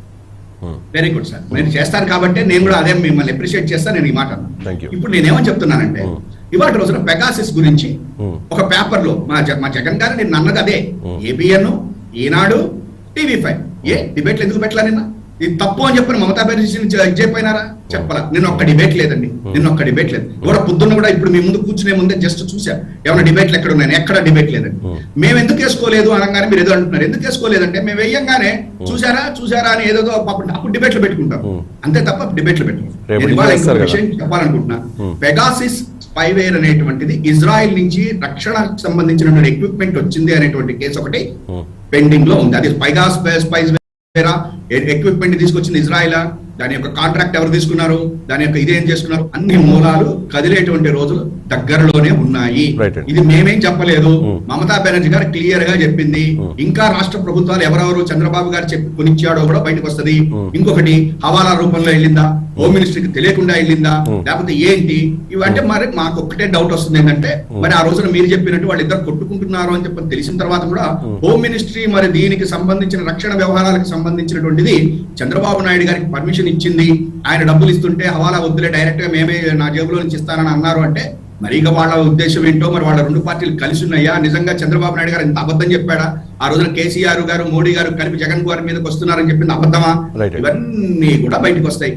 ఇవాళ ఫైనల్ గా కృష్ణాంజనేయులు గారు లాంటి పెద్దలకి నేను చెప్పదలుచుకుంది ఏంటంటే, మమతా బెనర్జీ గారు ఒక ముఖ్యమంత్రి గారు ప్రశాంత్ కిషోర్ చెప్పగానే చంద్రబాబు మీద ఇది ఏదో వేశారు అనేటువంటిది దయచేసి పెద్దలు మాట్లాడకూడదు. రెండోది జరిగే ఛాన్స్ లేదా వ్యక్తి ప్రశాంత్ కిషోర్ ఎన్నికల పొలిటికల్ స్ట్రాటజిస్ట్ సార్. ఆయన మీరు చెప్పినట్టుగా మోదీకి పనిచేశారు, మమతా బెనర్జీకి పనిచేశారు. 2019లో మీ పార్టీ అంత మ్యాండేట్ ప్రజలు ఇచ్చారంటే అది పీకే స్ట్రాటజీ అని చెప్పి చాలా మంది చెప్తూ ఉంటారు కదా, అలా జరిగే అవకాశం లేదా? ఇప్పుడు మీకు అదే చెప్పాను. మరి అప్పుడు నరేంద్ర మోడీ, మమతా బెనర్జీ గారు, స్టాలిన్ గారు, జగన్మోహన్ రెడ్డి గారు, ఇప్పుడు పీకే గారు తిరిగినటువంటి వాళ్ళందరూ ఒకటే తాను కిందకు ఉన్నారు, కలిసి ఉన్నారని చెప్పని మీరు చెప్పుకుంటే నాకు ఎటువంటి అభ్యంతరం లేదు. దాన్ని నేనేమి ఇంకా చేయలేదు. జరిగే అవకాశం ఒక నిమిషం, ఆయన స్ట్రాటజిస్ట్ అని చెప్పారు. వాడు పని చేసుకుంటూ పోతారు, ఇది ప్రొఫెషనల్. ఇప్పుడు ఆయన కూడా ఎవరి దగ్గరికి పోతారు? జగన్మోహన్ రెడ్డి గారు గెలుస్తాడు అని చెప్పనుకుంటే దగ్గరికి పోతాడు. నాకు 80 మార్కులు వస్తాయి, నేను మంచి మెరిట్ స్టూడెంట్ అంటే అప్పుడు ఆ నారాయణలో లేకపోతే చైతన్య కాలేజీ వాళ్ళు అరే ఇది బాగానే ఉన్నాడు, వీడు తీసుకుంటే 90 తీసుకొచ్చి మనం రేపు పొద్దున పేపర్లో వేసుకోవచ్చు అని తీసుకుంటాం. నేను 40 మార్కులతో ఉంటే ఎవరు తీసుకుంటాడు? చంద్రబాబు గారికి 30 మార్కులు కూడా రావట్లే, పాస్ అయ్యే మార్కులు 35 కూడా లేడు. కాబట్టి జగన్మోహన్ రెడ్డి గారు ఎటు గెలిచేటట్టున్నాడు. చంద్రబాబు నాయుడు గారు ఒక 10,000 కోట్లు ఇచ్చారనుకోండి, ఆయన పీకే పొలిటికల్ స్ట్రాటజిస్ట్ గా రారా? ఒక 10,000 కోట్లు ఇచ్చారు చంద్రబాబు నాయుడు గారు, రారా? అప్పుడు డబ్బులు మీరు అడిగారు కాబట్టి చెప్తున్నా, 10,000 కాదు 10 లక్షల కోట్లు ఇచ్చిన వెళ్ళడు. ఎందుకనంటే పాస్ అవునటువంటి వాడిని పెట్టుకుని నా కాలేజీ ఇన్స్టిట్యూషన్ పాడు చేసుకుంటారా? ఏమండి 20 మార్కులు కూడా రావు, ట్రాక్ రికార్డు పోతుందని చెప్పి ఏం కాదు. రైట్. డబ్బులు కాదు, క్రెడిబిలిటీ ముఖ్యం అట్లాంటి వాళ్ళకి. అదే ట్రాక్ రికార్డ్ పోతే బాగా తెలుసు, ముందు మంచి అవకాశాలు రావని చెప్పి. రైట్ అండి. ఘంటసాల వెంకటలక్ష్మి గారు క్షమించాలి, చాలా లేట్ అయింది. మీ జిల్లాలో అక్రమ సారా కల్తీ సారా వ్యవహారంలో కొంతమంది చనిపోయారు. ఆ తర్వాత చంద్రబాబు నాయుడు గారు అక్కడికి వెళ్ళి పరామర్శించారు. ఇవి ప్రభుత్వ హత్యలే అన్నారు. తర్వాత నాదెండ్ల మనోహర్ గారు, నాగబాబు గారు కూడా అక్కడికి వచ్చి వాళ్ళకి ఆ కుటుంబ సభ్యుల్ని పరామర్శించారు. వాళ్ళకు ఒక 10,000 రూపాయలు ఆర్థిక సహాయం చేశారు. మొత్తానికి ఈ వ్యవహారం మీదే ఇప్పుడు ఏపీ పాలిటిక్స్ అన్నీ కూడా నడుస్తున్నాయి. ఈ వ్యవహారానికి సంబంధించే టీడీపీ సభ్యులు గత కొన్ని రోజులుగా అటు అసెంబ్లీలో ఇటు శాసన మండలిలో కూడా ఏ రకంగా సభను అడ్డుకుని సభ సజావుగా జరగకుండా చేస్తున్నారు. కాబట్టి ఇది ఒక స్ట్రాటజీ ప్రకారం చేస్తున్నారు. చంద్రబాబు నాయుడు గారు బయట ఉండి సలహాలు ఇస్తున్నారు. కాబట్టి ప్రజా సమస్యల మీద చర్చించే ఉద్దేశం ప్రతిపక్ష సభ్యులకు లేదు. వాళ్ళంతా కూడా రాజకీయ కోణంలోనే ఒక శవ రాజకీయాలు చేసే పనిలోనే ఉన్నారు అనేది ప్రధానంగా వైసీపీ నాయకులు చేస్తున్న ఒక ఆరోపణ. దీని మీద మీ స్పందన ఏంటి? దీని మీద జనసేన తరపున. రవిశంకర్ గారు, ప్యానెల్ లో ఉన్నందరూ కూడా నమస్కారం అండి. నేను కూడా వెళ్ళాను. నాదెండ్ల మనోహర్ గారు, అలాగే మా జనసేన పార్టీ సీనియర్ నాయకులు నాగబాబు గారితో కలిసి జంగారెడ్డిగూడెంలో కొన్ని మొత్తం బాధితుల కుటుంబాల ఇళ్ళకి వెళ్ళి పరామర్శించి 10,000 రూపాయలు చొప్పున ఇవ్వటం కూడా జరిగింది. అక్కడ మేము నేరుగా చూసింది ఏంటంటే, సుబాని అనే కుటుంబాన్ని, ముస్లిమ్స్ ఫ్యామిలీ గాని మిగతా కుటుంబాలు గాని వాళ్ళంతా కూడా ఒకటే రకంగా చనిపోయినట్టుగా మాకు వాళ్ళు వివరించారు. మేము రాసుకున్నాం, నోట్ చేసుకున్నాం, ప్రెస్ మీట్ లో కూడా చెప్పాము. ఎందుకంటే అది ఈ కల్తీ సారా వల్ల తాగితేనే ఆ సిమ్టమ్స్ వస్తాయని చెప్పేసి కొంతమంది వైద్య నిపుణులు కూడా చెప్తున్నారు. కాకపోతే ఏంటంటే పోస్ట్ మార్టం రిపోర్ట్లు కానీ వైద్య నిపుణులు కానీ భయభ్రాంతులకు గురి చేసి అసలైన రిపోర్ట్ ని బయటకు రానివ్వకుండా చేస్తున్నారు అన్నది మాత్రం వాస్తవం అండి. నేను నేరుగా వెళ్ళి చూసి మాట్లాడాం. ప్రతి ఒక్కళ్ళు కూడా ప్రతి ఒక్క కుటుంబం కూడా ఒకటే ఏంటంటే కడుపులో మంటనని చెప్పారు. గంట తర్వాత కళ్ళు తేలేసి కనుగుడ్లు బయటకు వచ్చేసి చనిపోయారు. మజ్జిగ ఇచ్చాము. కరోనా సమయం లాంటి టైంలో కూడా ఎంతో ఆరోగ్యంగా తిరిగిన వాళ్ళు యువత అండి, 35 ఏళ్ల నుంచి 50 ఏళ్ళ లోపు ఉన్న వాళ్ళు కూడా ఈ కల్తీ సారా తాగి చనిపోయారు. మరి నిన్న ఆయన అసెంబ్లీలోనేమో సీఎం గారు ఏమంటారంటే, అసలు కల్తీ సారానే కాయట్లేదు, అసలు లేదు. జంగారెడ్డిగూడెం లాంటి మున్సిపాలిటీ 55,000 ఉన్న జనాభా ఉన్న దగ్గర ఎలా కాయటం కుదురుతుంది, ఎలా ఆ అమ్మకాలు కుదురుతాయని చెప్పేసి ఆయన అంటున్నారు. మరి ఒక నివేదిక ఏమో అసలు రాష్ట్రం మొత్తం మీద 5,000, మా ఉభయ గోదావరి పశ్చిమ గోదావరి జిల్లాలో 545 మరి ఇట్లాంటి కల్తీ సారా వాళ్ళని పట్టుకున్నట్టు, అందులో 456 కేసులు అండి 5 రోజుల్లో 355 నిందితులను కూడా పట్టుకున్నారు. మరి పట్టుకున్నట్టుగా మరి చెప్తున్నారు. మరి ఇందులో ఏది వస్తుంది? మేము ఎవరి మాట నమ్మాలండి? మరి సీఎం జగన్మోహన్ రెడ్డి గారేమో అసలు కల్తీ సారా కాయడానికే అసలు అవకాశాలు లేవని అంటున్నారు. మరి ఈ ఆఫీసర్ల అధికారులేమో అసలు రాష్ట్రం మొత్తం మీద 5 రోజుల్లోనే ఇన్ని వేల మంది, మా పశ్చిమ గోదావరి జిల్లాలో ఇన్ని వందల మందిని 5 రోజుల్లోనే వాళ్ళు నివేదికను ఇచ్చారు. ఏది నమ్మమంటారు? పైగా స్వయంగా టీవీల్లో కూడా ఆటల్లో కూడా ఇక్కడ శ్రీపరి గ్రామం ఉంది, అక్కడ అలాగే కొల్లేటికోట పందిరిపల్లి గూడెంలో కూడాను ఒక మన డిబేట్ లో కూడా చేసారు. సింగం రేంజ్ లో వెళ్ళి ఎస్పీ గారే మరి అక్కడ సారాని అక్కడ మొత్తం ధ్వంసం చేశారని చెప్పేసి కూడా మనం చూసాము. అసలు ప్రత్యేకంగా నిరుద్యోగ యువత కూడా ఇందులో పాలు పంచుకుంటున్నారండి. నిరుద్యోగ యువత కూడా, ఎందుకంటే వాళ్ళకి వేరే ఆస్కారం లేక, ఉద్యోగాలు లేక, పనులు లేక ఇలాంటి కల్తీ సారాలు. వెంకటలక్ష్మి గారు, మీరు క్షేత్రస్థాయిలో మీరంతా చూస్తూ ఉంటారు కాబట్టి, ఆ మత్స్యకార గ్రామాల్లో కూడా మీరు ఎక్కువగా తిరుగుతూ ఉంటారు కాబట్టి, నిజంగా ఈ సారా తయారీ జరుగుతోందా మీ ఏరియా? జరుగుతుంది సార్, జరుగుతుంది. మా ఏరియాలో జరిగింది సార్. శ్రీపార్ అనేది మత్స్యకార గ్రామం సార్.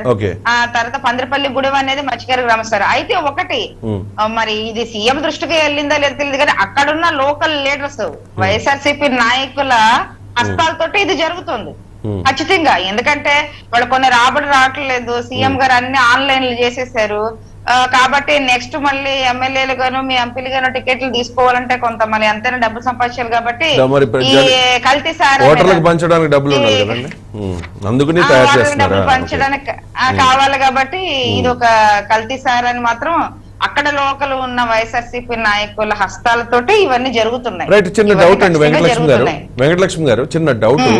సాధారణంగా ఏం జరుగుతుంది అంటే ఇలాంటి ఇల్లీగల్ థింగ్స్ అన్ని కూడా అధికార పార్టీ నాయకుల, అది ఏ స్థాయి నాయకులైనా కూడా, కింద స్థాయి నాయకులు కూడా వాళ్ళ కనుసనలో జరుగుతాయి కదా. గతంలో మీరు దెందులూరు నుంచి పోటీ చేశారు, అప్పుడు చింతమనేని ప్రభాకర్ అప్పుడు ఎమ్మెల్యే. అక్కడ దెందులూరు నియోజకవర్గంలో కూడా ఇలాంటి వ్యవహారమే నడిచిందా?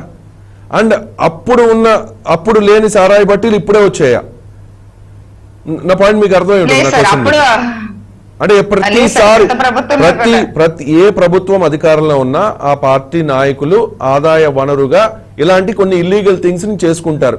అది పేకాట శిబిరాలు అవ్వచ్చు, గంజాయి వ్యవహారం అవ్వచ్చు, లేకపోతే గుడుంబా అవ్వచ్చు. కానీ ఓపెన్ గా మాట్లాడుకుందాం. రైట్, అంతే కదా సార్, అంతే కదా. గత ప్రభుత్వం జరగలేదు నేను అంటలేదు. ఇందులో కంటిన్యూస్ ప్రాసెస్, గత నుంచి కూడా కంటిన్యూస్ ప్రాసెస్ అండి. ఎందుకంటే వాళ్ళు మా ఎందులో నియోజకవర్గంలో అయితే మరీనండి. ఎందుకంటే ఆ గత ఎమ్మెల్యే చేసినప్పుడు నేను ఎందుకు చేయకూడదని చెప్పేసి ఇప్పుడున్న ఎమ్మెల్యే అని అనుకుంటారు. మొత్తం ఇసుక దందా కానించి ఇసుకలు అమ్ముకోవటం, మట్టిని అమ్ముకోవటం, ఇవన్నీ కూడా గత ప్రభుత్వంలో గత ఎమ్మెల్యే చేశారు కాబట్టి స్థానికంగా మేము చేయాలని చెప్పేసి చేస్తున్నారు. ఇది పరంపరంగా జరుగుతుందండి. అభివృద్ధిలోను సంక్షేమంలోను రాష్ట్రాన్ని ముందుకు తీసుకెళ్లేదు ఆ విషయాల్లో అయితే కనుక వీళ్ళు పోటీ పడరు, కానీ దోచుకోవటంలో దాచుకోవటంలో మాత్రం బాగా పోటీ పడతారు పార్టీలు, ఈ రాజకీయ పార్టీలు. అందులో వ్యవహారంగానే మరి మేము ఈ కల్తీ సారా అనేది కూడా ఖచ్చితంగా చెప్తున్నాము. ఇది కల్తీ సారా వల్లే ఈ మరణాలన్నీ జరిగినాయి. ఇవి సహజ మరణాలని చెప్పడంలో కూడా చాలా తప్పిదం ఉంది. ఎందుకంటే సహజ మరణాలు అయితే కనుక వాళ్ళు బాగా ఆరోగ్యంగా ఉన్నవాళ్ళు, మరి ఇంట్లో ఆడవాళ్ళు ముఖ్యమంత్రి గారి ప్రకటన 2 రోజుల క్రితం చేశారు. అప్పటికి ఆయనకి సరైన ఫీడ్బ్యాక్ ఇచ్చి ఉండరు అధికారులు గాని, లేకపోతే కొంతమంది ప్రజాప్రతినిధులు గాని. ఎందుకంటే ముఖ్యమంత్రి గారు అసెంబ్లీ వేదికగా ఏదైనా మాట్లాడేటప్పుడు ఫుల్ ఇన్ఫర్మేషన్ తీసుకుని మాట్లాడుంటే బాగుండేదనే అభిప్రాయం అయితే సర్వత్రా వ్యక్తమవుతోంది. రైట్, కృష్ణాంజనేయులు గారు, అసెంబ్లీలోకి కానీ మండలిలోకి కానీ సెల్ ఫోన్ తీసుకెళ్ళొచ్చండి? ఏం రూల్స్ ఏం చెప్తున్నాయి? రవిశంకర్ గారు, మనము అసెంబ్లీ సబ్జెక్ట్ లోకి వెళ్ళబోయే ముందుగా ఒక హాఫ్ మినిటే సుందరాం శర్మ గారికి సంబంధించినటువంటి ఒక డౌట్ క్లియర్ చేస్తాను. నేను చేశాను కదా సార్ డౌట్, ఆయన డౌట్ నేను మీ తరపున నేను క్లియర్ చేశాను సార్. టైం ఇచ్చే ఆయన ఒక డౌట్ ఎక్స్ప్రెస్ చేశారు. ఏమిటి అని అంటే, ప్రశాంత్ కిషోర్ గారు వీళ్ళందరినీ నరేంద్ర మోడీ కోసమే వినియోగిస్తున్నారా, నేత నరేంద్ర మోడీకి కూడా ఆయన వర్క్ చేశాడు కాబట్టి ఆయన అన్నారు కాబట్టి అది వాస్తవం అండి. సుందరరాం శర్మ గారి యొక్క అనుమానం వాస్తవం. ఎందుకోసమనంటే ప్రశాంత్ కిషోర్ ఈ రోజున ఓన్లీ స్ట్రాటజిస్ట్ కాదండి, రాజకీయ నాయకుడు కూడా. ఆయనే ప్రకటించుకున్నారు పశ్చిమ బెంగాల్ ఎన్నికల తర్వాత నేను ఈ స్ట్రాటజిస్ట్ గా ఉన్న రాజకీయాల్లోకి వస్తాను అనేటువంటిది ఆయన చెప్పారు. ఆ తర్వాత కాంగ్రెస్ పార్టీలోకి వెళ్ళడానికి ప్రయత్నం చేసి వాళ్ళు బయటకు నెట్టేసిన తర్వాత బయటకు వచ్చేసారు. ఇప్పుడు ఎక్కడో ఒక చోట రాజకీయ పరమైన షెల్టర్ కోసం ప్రయత్నం చేస్తూ స్ట్రాటజీ కూడా అమలు చేస్తున్నారు. దీంట్లో భాగం ఏమిటంటే, ప్రశాంత్ కిషోర్ గారు మమతా బెనర్జీ గారి ద్వారాగా, అదేవిధంగా కేసీఆర్ గారి ద్వారాగా ఇలాంటి వాళ్ళ రీజనల్ పార్టీస్ తో ఒక కూటమిని ఏర్పాటు చేసి బీజేపీకి బి టీమ్ గా తయారు చేయడం కోసం ఒక ప్రయత్నం చేస్తున్నారండి. వీళ్ళందరినీ కాంగ్రెస్ పార్టీని బలహీనపరచడానికి ఈ కూటమిని తయారు చేస్తున్నారు ప్రశాంత్ కిషోర్. ఇది పరోక్షంగా నరేంద్ర మోడీ గారికి ఉపయోగపడేది. కానీ నరేంద్ర మోడీ గారికి వ్యతిరేకంగా ప్రశాంత్ కిషోర్ స్టేట్మెంట్స్ ఇస్తున్నారు. 2024లో మీకు ఇల్లు అనే పండుగ కాదు, 2024లో మీరు గెలవబోరు అని. అంటే ఆయన ఒక రాజకీయ నాయకుడికి ఒక స్టేట్మెంట్ ఇచ్చారు. కాబట్టి సుందరరాం శర్మ గారు అనుమానం నిజమే అనేటువంటి విషయాన్ని నేను నిర్ధారిస్తున్నాను. ఇక్కడ అసెంబ్లీ అదైపోయింది. అసెంబ్లీ విషయానికి వచ్చేసరికల్లా నేనేమనుకున్నా అంటే, ఈ అసెంబ్లీ సమావేశాలు చంద్రబాబు నాయుడు గారు ప్రతిపక్ష నాయకుడిగా అసెంబ్లీకి వెళ్ళటం లేదు, వాళ్ళ ఎమ్మెల్యేలు మాత్రమే వెళ్తున్నారు. ఈ రోజున అధికార వైఎస్ఆర్ కాంగ్రెస్ పార్టీ నాయకులు తెలుగుదేశం పార్టీని ఒక రకంగా చెప్పాలి అంటే, మామూలు భాషలో చెప్పాలంటే ఫుట్బాల్ ఆడుకుంటారని నేను అనుకున్నానండి రాజకీయంగా. కానీ జరిగింది ఏంటంటే, వైఎస్ఆర్ కాంగ్రెస్ పార్టీ ఈ రోజున పూర్తిగా డిఫెన్స్ లో పడిపోయింది. ఈ రోజున తెలుగుదేశం పార్టీ పైచేయి సాధించింది మీరు అన్నట్లుగా ఇందాక. దీనికి ప్రధానమైనటువంటి కారణం ఏంటి అంటే, ముఖ్యమంత్రి జగన్మోహన్ రెడ్డి గారు అవగాహన లేకుండా అసత్యమైనటువంటి మాటలు, అది శాసనసభ కేంద్రంగా మాట్లాడటం అనేటువంటిది ఈ రోజున ప్రభుత్వాన్ని డిఫెన్స్ లో పడేసింది. నేను మీరు ఇందాక ఒక మాట అన్నారు, ముఖ్యమంత్రి గారికి అప్పటికప్పుడు సమాచారం ఉండి ఉండదేమో అని అన్నారు. ఖచ్చితంగా మన వ్యవస్థలో ముఖ్యమంత్రి గారికి ఈ రాష్ట్రంలో చీమ చుట్టుక్కుమంటే ఇమ్మీడియట్ గా విత్ ఇన్ మినిట్స్ లో ఆయనకి సమాచారం వచ్చేటువంటి వ్యవస్థలు మన దగ్గర ఉన్నాయండి. అసలు మన వ్యవస్థలను తక్కువ చేయడానికి లేదు. ముఖ్యమంత్రి గారికి ఆ విధమైన సమాచారం, ఖచ్చితమైన సమాచారం ఉంటది కూడా. కానీ ఆయన మాట్లాడినటువంటి విషయం ఏమిటంటే, ఎందుకు మాట్లాడారు అంటే, ఏం మాట్లాడినా చెల్లుబాటు అయింది, ఇక్కడ మనకు ఎదురు చెప్పే వాళ్ళు ఎవరున్నారు అనేటువంటి ఒక అసత్యమైనటువంటి అంశాన్ని ఈ రోజున సత్యాన్ని సమాధి చేసేటువంటి విధంగా ఆయన సహజ మరణాలు అనేటువంటి ఎప్పుడైతే మాట్లాడారో, ఆయన పూర్తిగా అసెంబ్లీని తప్పుదారి పట్టించినట్టే, వాస్తవాలను సమాధి చేసినట్టే. దాంతోనే ఈ రోజున తెలుగుదేశం పార్టీ చెలరేగిపోతుంది. తెలుగుదేశం పార్టీ పైచేయి సాధించింది. 151 మంది ఎమ్మెల్యేలు ఉన్నటువంటి వైఎస్ఆర్ కాంగ్రెస్ పార్టీ ఈ రోజున అసెంబ్లీలో ఈ రోజున బిక్కుమంటూ బేలముఖం వేయడానికి ప్రధానమైనటువంటి కారణం ముఖ్యమంత్రి గారు, అదేవిధంగా వైద్య ఆరోగ్య శాఖ మంత్రి ఆళ్ల నాని గారు సహజ మరణాలుగా ఈ నాటు సారా మరణాలు చూపించడమే కారణం. అయితే నేను ఒకటి ఏమడుగుతానంటే, ప్రజల తరపున ఈ ప్రభుత్వాన్ని ఏమడుగుతానంటే, తెలుగుదేశం ఆరోపణలు ఎన్నైనా చేయొచ్చు, ఇంకెవరైనా ఎన్నైనా చేయొచ్చు, వాటితో నాకు సంబంధం లేదు, వాటిని నేను సమర్థించను కూడా. ముఖ్యమంత్రి గారికి ఈ విధమైనటువంటిది ప్రతిపక్షాలు ఇంకొకళ్ళు, ఇప్పుడు వెంకటలక్ష్మి గారు కూడా చెప్పారు, అవన్నీ కూడా ఖచ్చితంగా నాడు సారా తాగినటువంటి దాని వల్ల మరణాలే అన్నారు. ఇలాంటి పరిస్థితున్నప్పుడు ముఖ్యమంత్రి గారు ఒక విచారణకు ఆదేశించి అసలు ఎందుకు జరిపారో ఏమిటో తెలుసుకొని దానికి సంబంధించినటువంటి పరిష్కార మార్గాలు చూస్తే తప్పేం లేదండి. జనసేన ఆరోపణ చేసింది కాబట్టి, తెలుగుదేశం ఆరోపణ చేస్తుంది కాబట్టి మేము ఒప్పుకోము, మేము ఏమి సహజ మరణాలు అంటాం, మేము చెప్పిందే వినాలి అంటే కుదరదు కదా. మరి ముఖ్యమంత్రి గారు మాట్లాడిన దానికి వ్యతిరేకంగా ఆయనేమో వాళ్ళ ఎమ్మెల్యే స్టేట్మెంట్స్ ఉంటున్నాయి. ఎక్కడ వాళ్ళ ఎమ్మెల్యే నియోజకవర్గాల్లో, మా నియోజకవర్గంలో కొంతమంది నాడు సారా తాగి ఆసుపత్రికి చేరితే వాళ్ళని పరామర్శించడానికి వెళ్ళాము, ఇది పేపర్ లో వచ్చినటువంటి స్టేట్మెంట్. అదే విధంగా మీరు చెప్పేట్టుగా నాకు అధికారులు వెంకటలక్ష్మి గారు చాలా స్పష్టంగా ఎన్ని వందల కేసులు పెట్టారు, ఏంటి వ్యవహారం, ఇదన్నీ అధికారులు అధికారికంగా ప్రకటించినటువంటి అంశాలు. మరి ఈ స్టేట్మెంట్లన్నీ కూడా ముఖ్యమంత్రి గారి యొక్క ప్రకటనకి ఇప్పటికైనా ముఖ్యమంత్రి గారు, ప్రభుత్వం, రాష్ట్ర ప్రభుత్వం ఈ సంబంధించినటువంటి నాటు సారా సంబంధించినటువంటి దాని మీద ఒక విచారణకు ఆదేశించి వీటిని తేల్చండి. నేను సుందరాం శర్మ గారికి, ప్రభుత్వానికి ఏం చెప్తున్నా అంటే ఒకటే పాయింట్ అండి, ఇది మీరు అన్నట్టుగా ఏ ప్రభుత్వం ఉన్నా కూడా మీరు రేపొద్దు రఫీ గారు అంగీకరించకపోనండి, జంగారెడ్డిగూడెం, బుట్టాయిగూడెం, ఏజెన్సీ ప్రాంతాలు, అదేవిధంగా కొన్ని ప్రాంతాల్లో ఈ విధమైనటువంటి నాటు సారాలు, ఇల్సిట్ లిక్కరు ఇలాంటివన్నీ కూడా అమ్మకాలు ఇలాంటివన్నీ జరుగుతున్నాయి. ఇదేదో కేవలం వైఎస్ఆర్ కాంగ్రెస్ పార్టీ ప్రభుత్వంలోనే జరుగుతున్నది ఎవ్వరూ అన్నట్టు లేదు, అన్ని చోట్ల జరుగుతుంది. అయితే ప్రభుత్వంలో ఉండేటువంటి వాళ్ళు వాళ్ళే చేస్తున్నారని కూడా అనం. కానీ ఇలాగా చేసేటువంటి వాళ్ళకి ప్రభుత్వాల్లో ఉండేటువంటి వారు సహకరిస్తున్నారు. ఎందుకు? ఆదాయం కోసం సహకరిస్తున్నారు. కాబట్టి ఇప్పటికైనా మీరు దాన్ని మేము అదుపు చేస్తాము, ఈ విధమైన మరణాలు లేకుండా చేస్తాము, ఈ మరణాల కారణాలు కనుక్కుంటాము అనేటువంటి విషయాన్ని ప్రభుత్వం అఫీషియల్ గా ప్రకటించి ఒక దర్యాప్తు ఆదేశించి దీన్ని తేల్చి అలాంటి కుటుంబాలను ఆదుకోవాలి అనేటువంటి నా యొక్క ఖచ్చితంగా ఆ కుటుంబాలని ఆదుకోవాల్సిన అవసరం ఉంది. ఇప్పటికే రాజకీయ పార్టీల తరఫున కొంత ఆర్థిక సహాయం చేశారు. ఇప్పుడు ఎల్జీ పాలిమర్స్ ఇష్యూలో మనం చూసామండి, ఖచ్చితంగా వాళ్ళకి తప్పు ఉంది కాబట్టి గవర్నమెంట్ తరఫునే 1 crore ఇచ్చారు. సో ఏదైనా సంఘటన అక్కడ ఇచ్చారు కదా సార్, అక్కడ ఇచ్చారు కదా సార్. అదే సార్, పాప ఎవరిదైనా ప్రాణమే కదా సార్, ఎవరిదైనా ప్రాణమే కదా సార్, చనిపోయారు. అదే కదా సార్, అదే అంతనే కాదు, కనీసం 25 లక్షలు ఎంతో కొంత ఆ ప్రతి కుటుంబానికి ఒక ఉద్యోగమో లేకపోతే, ఎందుకంటే వాళ్ళందరూ కూడా కల్తీ సారా, సారా తాగే వాళ్ళు ఎటువంటి ఫైనాన్షియల్ స్టేటస్ లో ఉంటారు సార్ మీకు తెలియదు కాదు కదండి. వాళ్ళు డబ్బు లేనివాళ్ళు, అతి చాలా కడు బీదరికంలో ఉన్న వాళ్ళు వాళ్ళంతా. కాబట్టి వాళ్ళని ఆదుకోవాల్సిన అవసరం ఉంది. ఖచ్చితంగా వాళ్ళ మరణం అందరికీ బాధ కలిగించే అంశం. జగన్మోహన్ రెడ్డి గారు మద్యం రేట్లు పెంచడం వల్ల ఆ విధంగా కొనుగోలు లేక ఈ విధంగా రైట్ సార్ ఇక్కడ నా పాయింట్ ఏంటంటే, ఓకే సార్, ఖచ్చితంగా ఇది బాధాకరం. ప్రభుత్వం నుంచి ఎక్స్గ్రేషియా అందాలి, ఆ బాధిత కుటుంబాలకు అండగా ప్రభుత్వం నిలవాలి. వివిధ పార్టీల నాయకులు కూడా ఆల్రెడీ చెప్పారు, జనసేన నాయకులు చెప్పారు, టీడీపీ నాయకులు కూడా మేము అండగా ఉంటామని అన్నారు. మరి ఎంతవరకు అండగా ఉంటారు అనేది చూద్దాం.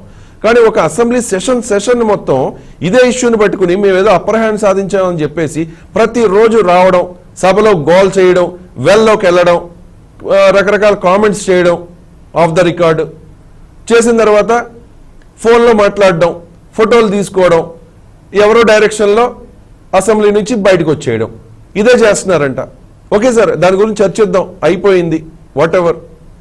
కానీ ఒక సెషన్ మొత్తం అంతా కూడా ఇలా వేస్ట్ చేసే ఈ తెలుగుదేశం పార్టీ సభ్యుల తీరుని ఏ రకంగా మనం చూడాలి? రవిశంకర్ గారు, మీరు ఈ విధమైనటువంటి తెలుగుదేశం పార్టీ రాద్ధాంతము ఇవన్నీ చేయడానికి అవకాశం ఇచ్చింది వైఎస్ఆర్ కాంగ్రెస్ సార్. అవకాశం ఇచ్చింది సార్, కాదని అనటం లేదు సార్. ఇది ఒక్కటేనా సార్ సమస్య? ఇంకేం సమస్యలు లేవా సార్? బిల్లులు పాస్ అవ్వక్కర్లేదా సార్? మిగిలిన ప్రజా సమస్యల మీద మాట్లాడొద్దా సార్?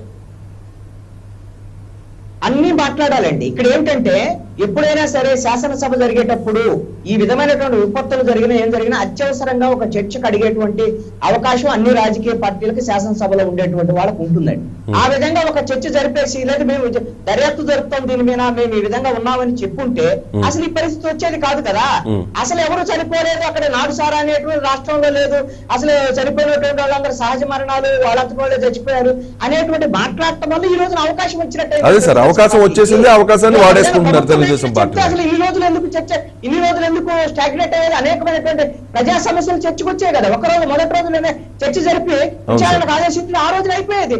తెలుగుదేశం పార్టీ డిఫెన్స్ లో పడిపోయేది. ఇది బడ్జెట్ సెషన్ లో లేదు సార్, ఇది సారా సెషన్ లో తయారు చేశారు దీన్ని మొత్తం.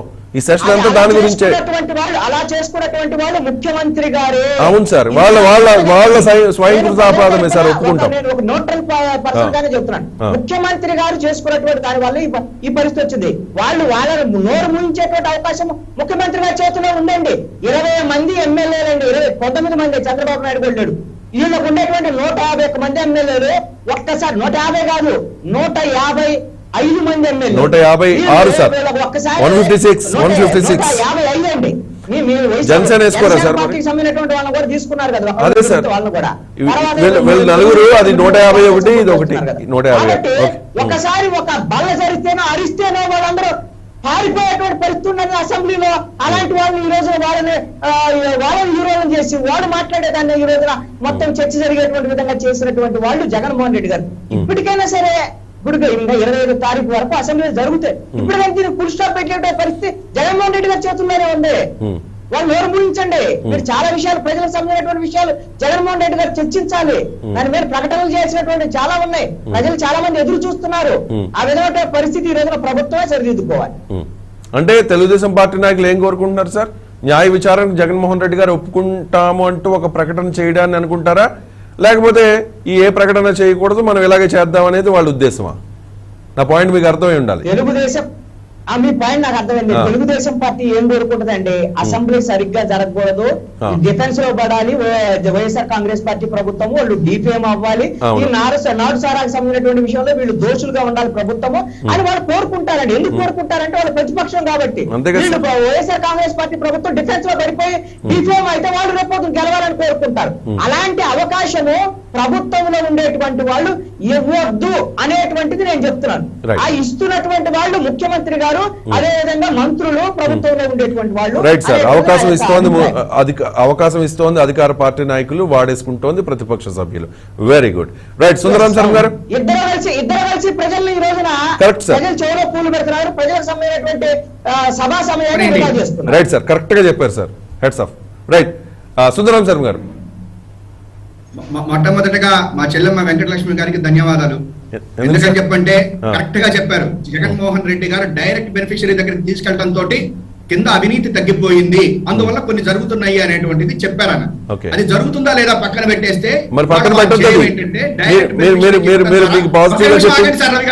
మీకు పాజిటివ్ గా చెప్పింది తీసుకుంటే ఎలా సార్? మాట్లాడండి సార్.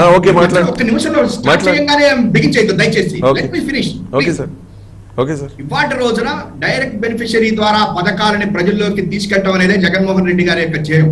ఎందుకంటే చంద్రబాబు నాయుడు గారి టైంలో ఆ జన్మభూమి కమిటీల ద్వారా దోచుకుని వాళ్ళు తిన్నారు కాబట్టి అటువంటి దోపిడీ జరగకూడదు, డైరెక్ట్ గా బెనిఫిషియరీకి అందాలి అనేటువంటిది ఈ ప్రభుత్వం యొక్క ధ్యేయం, జగన్మోహన్ రెడ్డి గారి యొక్క ధ్యేయం. అది జరుగుతుందా లేదా అనేటువంటిది మాకు ఎటువంటి ఇది లేకుండా మా చెల్లెమ్మ చెప్పినందుకు ధన్యవాదాలు. ఫస్ట్ నెక్స్ట్ ఇంకొకటి, ఇవాళ ఆమె కూడా ఇంకొక మాట కూడా కరెక్ట్ గా చెప్పారు. Already it is a continuous process అండి. ఇంతకు ముందు ఆ దెందుకూరు అక్కడి నుంచి జరుగుతోంది అని చెప్పారు. కరెక్ట్ గానే ఆమె చెప్పారు. ఇవాళ దీన్ని మనం బంద్ చేయాలి. ఇంకొకటి సార్, ఆమె ఇవాళ ఇది బంద్ చేయాలి అనేటువంటి యొక్క ఆమె యొక్క దీనికి కూడా డెఫినెట్ గా నేను అప్రిషియేట్ చేస్తాను. ఎందుకంటే ఈ కల్తీ సారా, ఈ మద్యం, దీన్ని ఆపాలి అనేటువంటిది ప్రతి ఒక్క పౌరుడు కూడా కోరుకుంటున్నటువంటిది. ఇంకొకటి, ఆడవాళ్ళు చనిపోలేదు, మగవాళ్ళు చనిపోయారు, ఇది కాదు క్వశ్చన్. అసలు ఈ కల్తీ సారా, ఈ మద్యము అనేటువంటిది జనాల దగ్గర నుంచి దూరం చేసేయాలి. వాడు బీదవాడ గొప్పవాడా డబ్బులున్నవాడా కాదు, అది మన యొక్క హెల్త్ కి ఆరోగ్యానికి భంగకరం కాబట్టి దాన్ని చేసేయాలి అనేటువంటిది ఆమె చెప్పిన దాన్ని కూడా నేను యాక్సెప్ట్ చేస్తాను. అయితే మా కృష్ణాంజనేయులు గారు లాంటి వాళ్ళు అసెంబ్లీలో ఇది తీసుకుంటారు, పై చేయి సాధిస్తారు, చేయకుండా ఎట్లుంటారు అంటే ఈ కల్తీ సారా, ఈ మద్యం, దీన్ని పట్టుకుని ఈ రాష్ట్రంలో ఇక ఏమి సమస్యల గురించి మాట్లాడకుండా వెళ్తారనేటువంటి ఒక రకమైనటువంటి నికృష్టమైనటువంటి రాజకీయానికి నేను వ్యతిరేకం. ఎందుకంటే ఇవాళ మీరు ఇన్ని గొప్పలు చెప్పేటువంటి జర్నలిస్ట్ అన్నారుగా ఇందాక మీరు జర్నలిస్టులు అందరూ కూడా ఆ రోజు 95లో చంద్రబాబు నాయుడు గారు తీసేశాడు, దాని కర్మ ఇవాళ మనం అనుభవిస్తున్నాము అని ఒక్కళ్ళు కూడా మాట్లాడరే. మాట్లాడరు. ఒక్క నిమిషం సార్, నాకు అర్థం కాలేదు సార్. నేను అప్పుడు జర్నలిజంలో లేను సార్, ఒకసారి చెప్పండి ఏం తీశారు? మీరు కాదు సార్, సార్ మీరంటలా చెప్పాను. ఎందుకంటున్నారంటే ఆ రోజున 94 చంద్రబాబు మన ఎన్టీ రామారావు గారు ఎలక్షన్ అప్పుడు ఇదే మెయిన్ ఎజెండా సార్, మద్య నిషేధం అనేది మెయిన్ ఎజెండా. చంద్రబాబు గారు తీసుకుని వచ్చి 94లో తీసేసి పెట్టుబడులు రావు, మద్యం లేకపోతే ఎట్లా అంటే చప్పట్లు కొట్టినటువంటి బ్యాచ్ ఇవాళ అదే పేపర్లు అదే మనుషులు ఇవాళ రోజున వచ్చి కల్తీ సారా గురించి క్వశ్చన్ చేశాక జగన్మోహన్ రెడ్డి గారు ఒక డిఫెన్స్ లో పడ్డాడట. ఏం నీచ రాజకీయాలండి ఈ రాష్ట్రంలో, నాకు అర్థం కాదు. ఇవాళ చంద్రబాబు నాయుడు ఆ రోజున కనుక కంటిన్యూ చేసింటే ఎన్టీ రామారావు గారు తెచ్చినటువంటి మద్య నిషేధాన్ని ఇవాళ రోజున మనం ఈ మాటలు చెప్పుకోవడానికి ఉండేదా? మహిళలకి ఇబ్బందులు జరిగేవా? మగవాళ్ళైనా సరే ఎవరైనా సరే కుటుంబంలో ఈ రకమైనటువంటిది ఉండేదా? చెయ్యకుండా చాలా మంచి మాట చెప్పారు. ఓకే సార్, ఓకే ఒప్పుకుంటా సార్. కానీ ఇప్పుడు జరుగుతున్న ఇష్యూ గురించి చెప్పండి సార్. చెప్తున్నాను సార్, వస్తున్నాను సార్. నేను ఇవాళ 2 విషయాలు చెప్తున్నాను సార్. ఈ కల్తీ సారా అనేటువంటిది ఇందాక ఆమె కరెక్ట్ గా చెప్పారు. ఏంటంటే ఈ పల్లెటూళ్లలో, ఈ గిరిజన ప్రాంతాల్లో ఇది జరుగుతా ఉంది సార్. ఇది ఇవాటిది కాదు, ఎప్పటి నుంచో జరుగుతుంది. దీని మీద ప్రభుత్వం ఉక్కుపాదం పెట్టినప్పటికీ కూడా కొన్ని చోట్ల జరుగుతున్నటువంటి మాట వాస్తవం. దీన్ని ఒక సామాజిక రుగ్మత కింద సమాజంలో ఉన్నటువంటి ఏదైతే ఇంతకు ముందు మనం కొన్ని బాల్య వివాహాలు అట్లా చెప్పామో, ఈ మద్యాన్ని ఆపటము అనేటువంటిది వ్యక్తిలో తీసుకురావాల్సినటువంటి మార్పు తప్ప ప్రభుత్వం ఒక్క నిమిషంలో ఆపగలేదు కాదు సార్. నిజంగా ఆ రోజున గుజరాత్ లో లాగా ఎన్టీ రామారావు అనేటువంటి ఆయన కాబట్టి మద్య నిషేధం చేస్తాను అంటే ప్రజలు నమ్మారు, కానీ బ్రహ్మాండంగా నమ్మారు. ఆ రోజున తీసుకుని వచ్చారు. కానీ దాన్ని తూట్లు పొడి చేసినటువంటి వ్యక్తి చంద్రబాబు నాయుడు గారు. ఇవాటి రోజున మళ్ళా మేము మద్యపాన నిషేధము అనేటువంటిది దశల వారీగా చేస్తాము అని చెప్పి మేము చెప్పాం. దానికి ప్రజల సపోర్ట్ కావాలి, ప్రతిపక్షాల సపోర్ట్ కావాలి, మనందరం కలిసి చేయాల్సినటువంటి విషయం ఇది. పక్క రోడ్ల నుంచి వస్తుంది మద్యం, డబ్బులు పెంచారు, నిజం అన్ని ద్వంద్వ వైఖరిగా మాట్లాడటం చూడండి. మేము రేట్లు పెంచేసంట, అందుకని కల్తీ సారా అక్కడ ఎక్కువైపోయింది. అదేం మాట అండి? అంటే రేట్లు ఎక్కువైపోయింది కాబట్టి అక్కడ కల్తీ సారా తాగుతున్నారని చెప్పని మీరు చెప్తారా? మరి మీరు ఏం చేస్తున్నారు? ఇప్పుడు అక్కడ జరుగుతోంది అని చెప్పనని ఇవాళ తెలుగుదేశం పార్టీకి తెలిసినప్పుడు, వాళ్ళ నాయకులు ఇంతకు ముందు అక్కడ చేసినప్పుడు ఆ వ్యాపారం ఇవాటి రోజున నిజంగా మా వాళ్ళు ఎవరైనా చేస్తుంటే ఆపాల్సి పోయి అక్కడికి వెళ్ళి ధర్నాలు చేయాల్సింది పోయి ఇవాటి రోజున 30 మందో 20 మందో చనిపోయారని చెప్పి అనుకుంటూ ఈ శవరాజకీయాలు ఏంటి సార్? నాకు అర్థం కాదు. మీకు బాధ్యత లేదా? చంద్రబాబు నాయుడు గారికి బాధ్యత లేదా? ఇవాళ జంగారెడ్డి గురి వెళ్ళాడు, ఇందాక ఆమె చెప్పారు క్లియర్ గా. అంత ముందు ఉన్నటువంటి ఎమ్మెల్యేలు వీళ్ళందరూ ఇది చేశారు సార్ అని చెప్పారు. చంద్రబాబు గారి నోటీస్ లో ఉంది, వాళ్ళందరినీ సంపాదించుకోండి, రేపు ఎలక్షన్స్ లో ఖర్చు పెట్టడానికి ఉంటుందని చెప్పని చెప్పాడు. ఆయనకి ఇవన్నీ తెలుసుగా. మరి నువ్వే వెళ్ళేసి ముందుగానే అక్కడ కాస్తున్నప్పుడే మీరు పట్టుకుని పోలీసులకు అప్పచెప్పి మీరు చేయాల్సినటువంటి బాధ్యత మీకు లేదా? ఇవాటి రోజున ఇదే మీరు చేసేది. ఇంకొక విషయం చెప్తున్నాను సార్ రవి గారు. ఇవాటి రోజున అసెంబ్లీలో ఒకటి అడిగారు, కల్తీ సారా గురించి అడిగారు. సరే మా ముఖ్యమంత్రి గారు చెప్పారు, కానీ మేము ఎక్కడ భేషజాలకు పోలేదే. వెంటనే అక్కడ కమిటీ వేశారు. మీరే చెప్తున్నారు కాదు కూడా, ఈయన ఇక్కడ చెప్పారు, అక్కడ కమిటీ వేశారు, ఆ కమిటీలో కొంతమంది అరెస్టులు చేశారు. అదే చంద్రబాబు గారు అయితే చేశారు. చంద్రబాబు గారు ఏం చేశారంటే, ఆ రితీశ్వరి అమ్మాయి చిన్న పసికందు కేసులో ఏం చేశారంటే, వనజాక్షి గారి కేసులో ఏం చేశారు? కాంప్రమైజ్ చేసి పంపించేశాడు. ఆ పని చేయలేదుగా మేము. ఇవాళ ఎంక్వైరీ వేశాం, ఆ ఎంక్వైరీ తేలుతుంది. ఎంక్వైరీలో ఇది కావాలి. 29 మంది పుష్కరాల్లో చచ్చిపోతే దానికి ఏం కమిటీ వేశారంటే చంద్రబాబు నాయుడు గారు. అప్పుడు వీళ్ళందరూ ఏమయ్యారండి? ఇంకొక విషయం ఫైనల్ గా నేను చెప్తాను. ఈ కల్తీ సారా మద్యం, రవి గారు, కల్తీ సారా మద్యం అనేటువంటిది మీలాంటి మీడియా, రాజకీయ నాయకులు, పౌరులు అందరూ కూడా ప్రజలులో అవేర్నెస్ తేవాలి. ఆ సినిమాలు చూడండి, వాడు శుభ్రంగా మందు తాగేసి అదేదో కల్చర్ కింద చూపిస్తున్నారు సార్. ఇవాటి రోజున ఇంట్లో అందరూ కూర్చుని మందు తాగటం అనేటువంటి ఒక కల్చర్ కింద చూపిస్తున్నారు రవి గారు. ఇటువంటి దారుణమైనటువంటి సినిమాలు, ఇటువంటి దారుణమైనటువంటి పరిస్థితులు తీసుకుని వచ్చింది ఎక్కడ? ఇప్పుడు జగన్ గారు తీసుకొచ్చారు. 2.5 సంవత్సరాలుగా ఆయన వచ్చి ఏం సమర్థిస్తున్నారు సార్ మీరు? అసలు కల్తీ సారా మరణాలు జరిగినాయి అక్కడ. అసెంబ్లీలో జగన్మోహన్ రెడ్డి గారు మాట్లాడారు, సహజ మరణాలని చెప్పారు.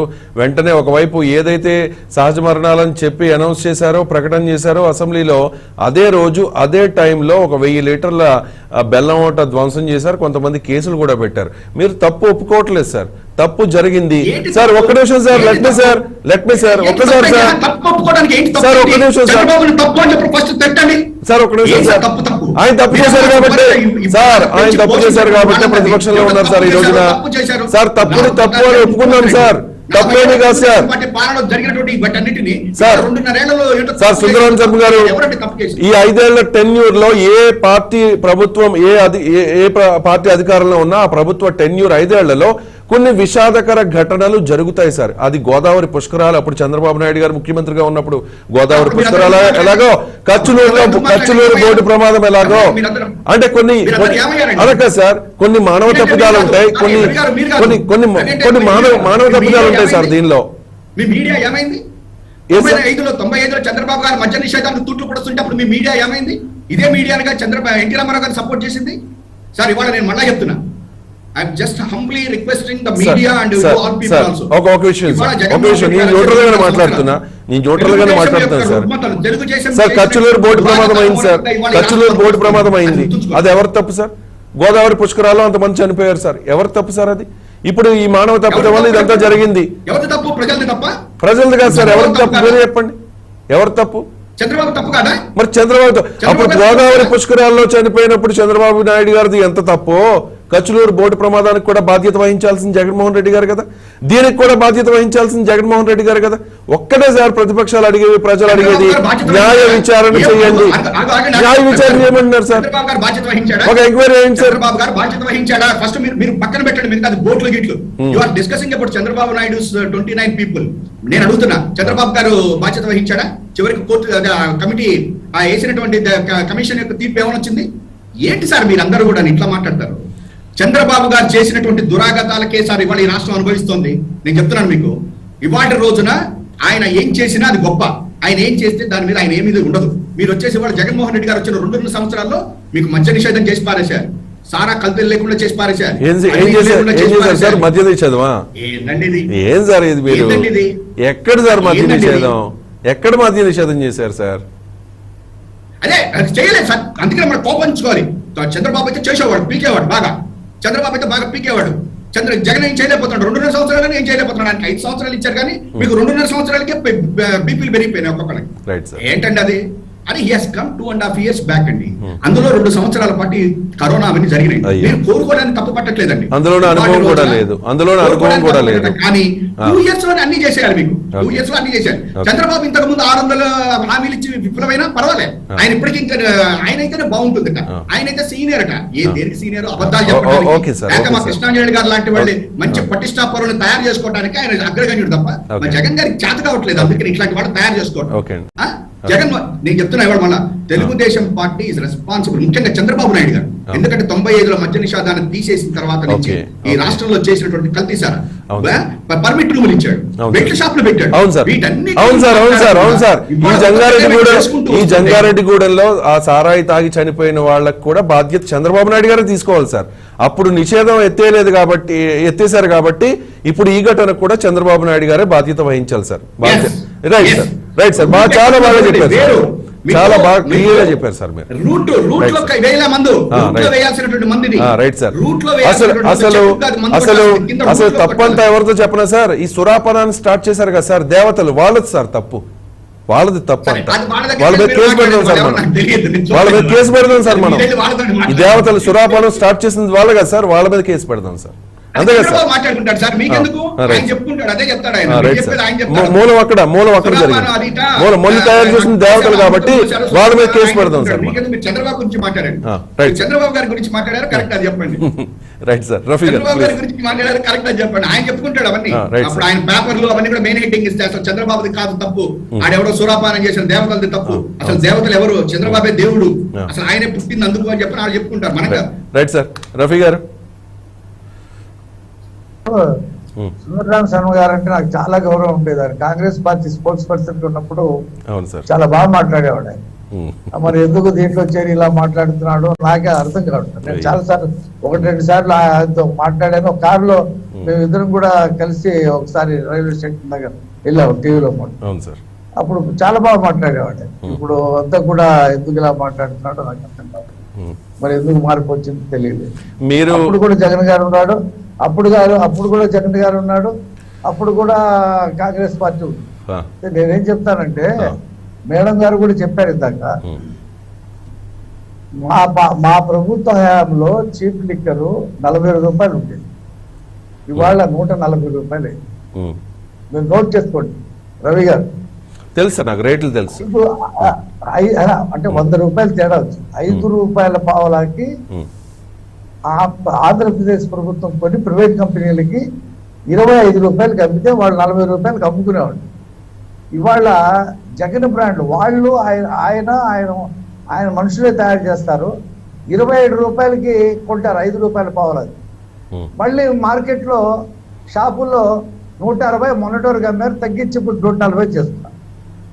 కూలీ నాలి చేసుకునే వాళ్ళు అంతంత రేటు పెట్టలేక నాటు సారా వైపు చూస్తున్నారని చెప్పి వైసీపీ నాయకుల ఆధ్వర్యంలోనే జీలుగు మిల్లులో కానీ ఆ ఏజెన్సీ ప్రాంతాల్లో కానీ చివరికి మన నరసాపురం దగ్గర కూడా పట్టుకున్నారండి. నరసాపురం బాగా జగన్ గారు అంటాడు 55,000 ఉన్న మున్సిపాలిటీలో తయారు చేస్తారంటే మున్సిపాలిటీలో తయారు చేయరు, ఏజెన్సీలో తయారు చేసి మున్సిపాలిటీలో ప్యాకెట్ రూపంలో అమ్ముతున్నారని.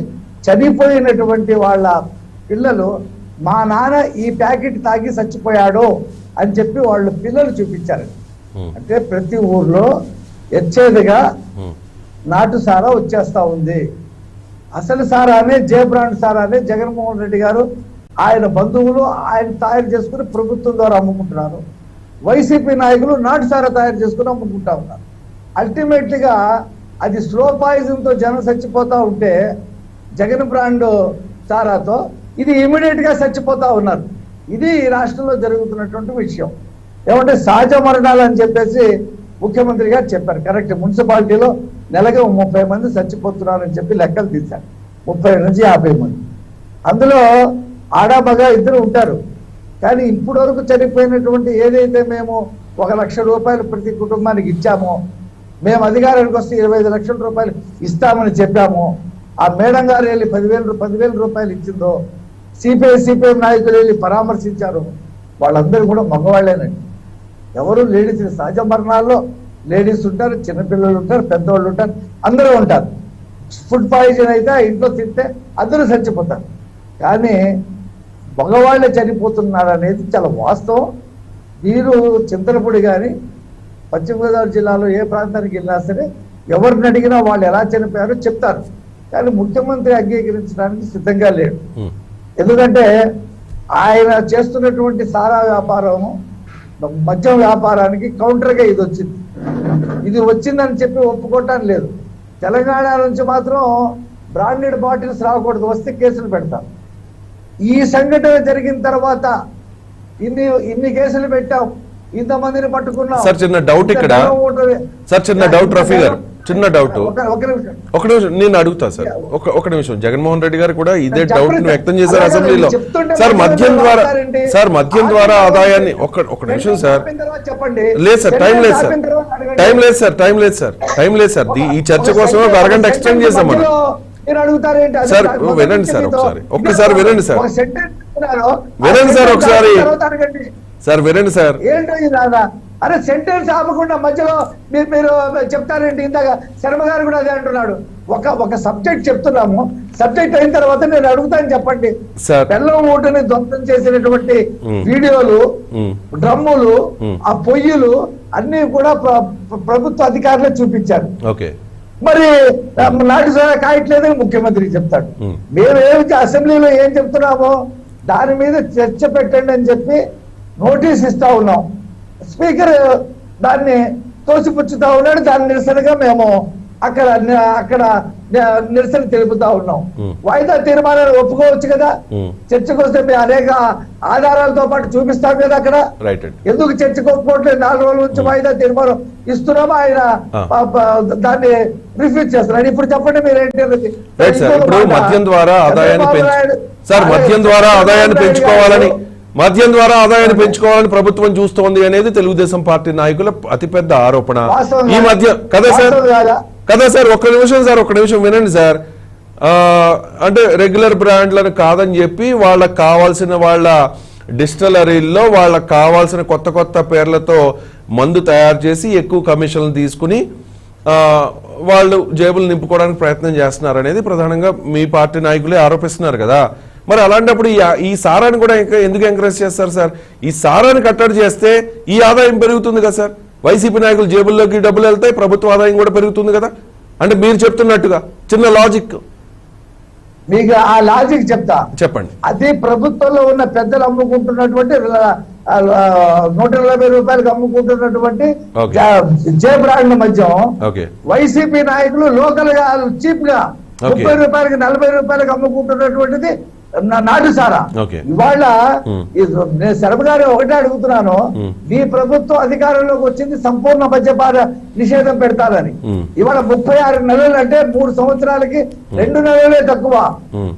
ఈ 3 సంవత్సరాల్లో మీరు చేసింది ఏంటి? సంపూర్ణ మద్యపాన నిషేధానికి మీరు 15 సంవత్సరాల పాటు మాకు ఆదాయం వస్తుందని చెప్పేసి మీరు తాకట్టు పెట్టి 20,000 కోట్ల రూపాయలు 25,000 కోట్ల రూపాయలు 15 సంవత్సరాలకి మీరు ఆదాయం తెచ్చుకొని దాన్ని ఒక ఆదాయ వనరుగా మార్చి మీరు ఈ 3 సంవత్సరాల్లో సంపూర్ణ మద్యపాన నిషేధం మీరు చెప్పారు కదా. చంద్రబాబు నాయుడు గారు లిఫ్ట్ చేసినప్పుడు అప్పుడు ఉన్నటువంటి పరిస్థితులు ఇందా శర్మ గారు చెప్తారు, ప్రజల్లో మార్పు రావాలా, అంచెలంచెలుగా చేయాలా, అంచెలంచెలుగా చేస్తే అది చంద్రబాబు నాయుడు గారి హయాంలో మాత్రం ప్రజల్లో మార్పు రావాలా. అప్పుడు నాటు సారా అమ్ముతున్నారు, బట్టీలు చేసి అమ్ముతున్నారు, విదేశాల నుండి ఇతర రాష్ట్రాల నుండి తెస్తున్నారు అనేది నివేదికలు వచ్చిన తర్వాత ఆయన చేస్తే అప్పుడు అది తప్పంట. ఇప్పుడు మాత్రం ప్రజల్లో మార్పు రావాలంట. మరి మీరు ఎన్నికల్లో చెప్పింది సంపూర్ణ మద్యపాన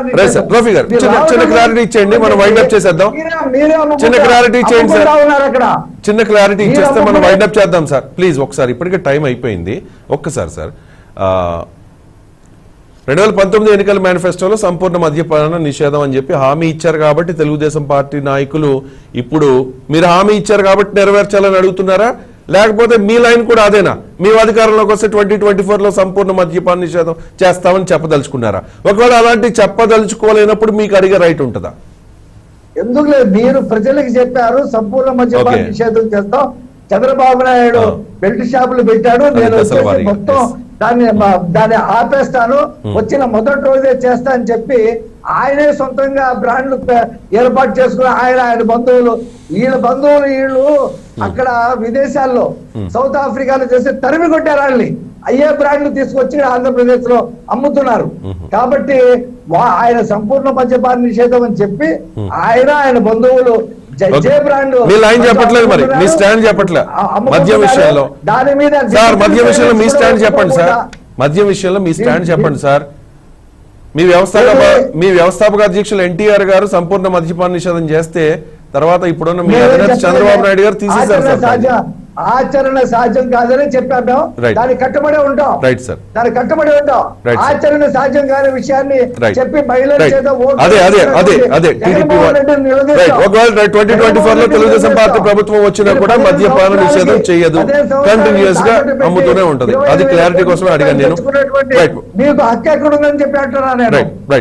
right thank you so much Saeed Rafi గారు, కృష్ణాంజనేయులు గారు, ఘంటసాల వెంకటలక్ష్మి గారు, సుందరం శర్మ గారు ఇవాళ బిగ్ డిస్కషన్ లో పార్టిసిపేట్ చేసినందుకు. ఇది ఇవాళ బిగ్ డిస్కషన్. మళ్ళీ రేపు కలుద్దాం. చూస్తూనే ఉండండి 99 టీవీ.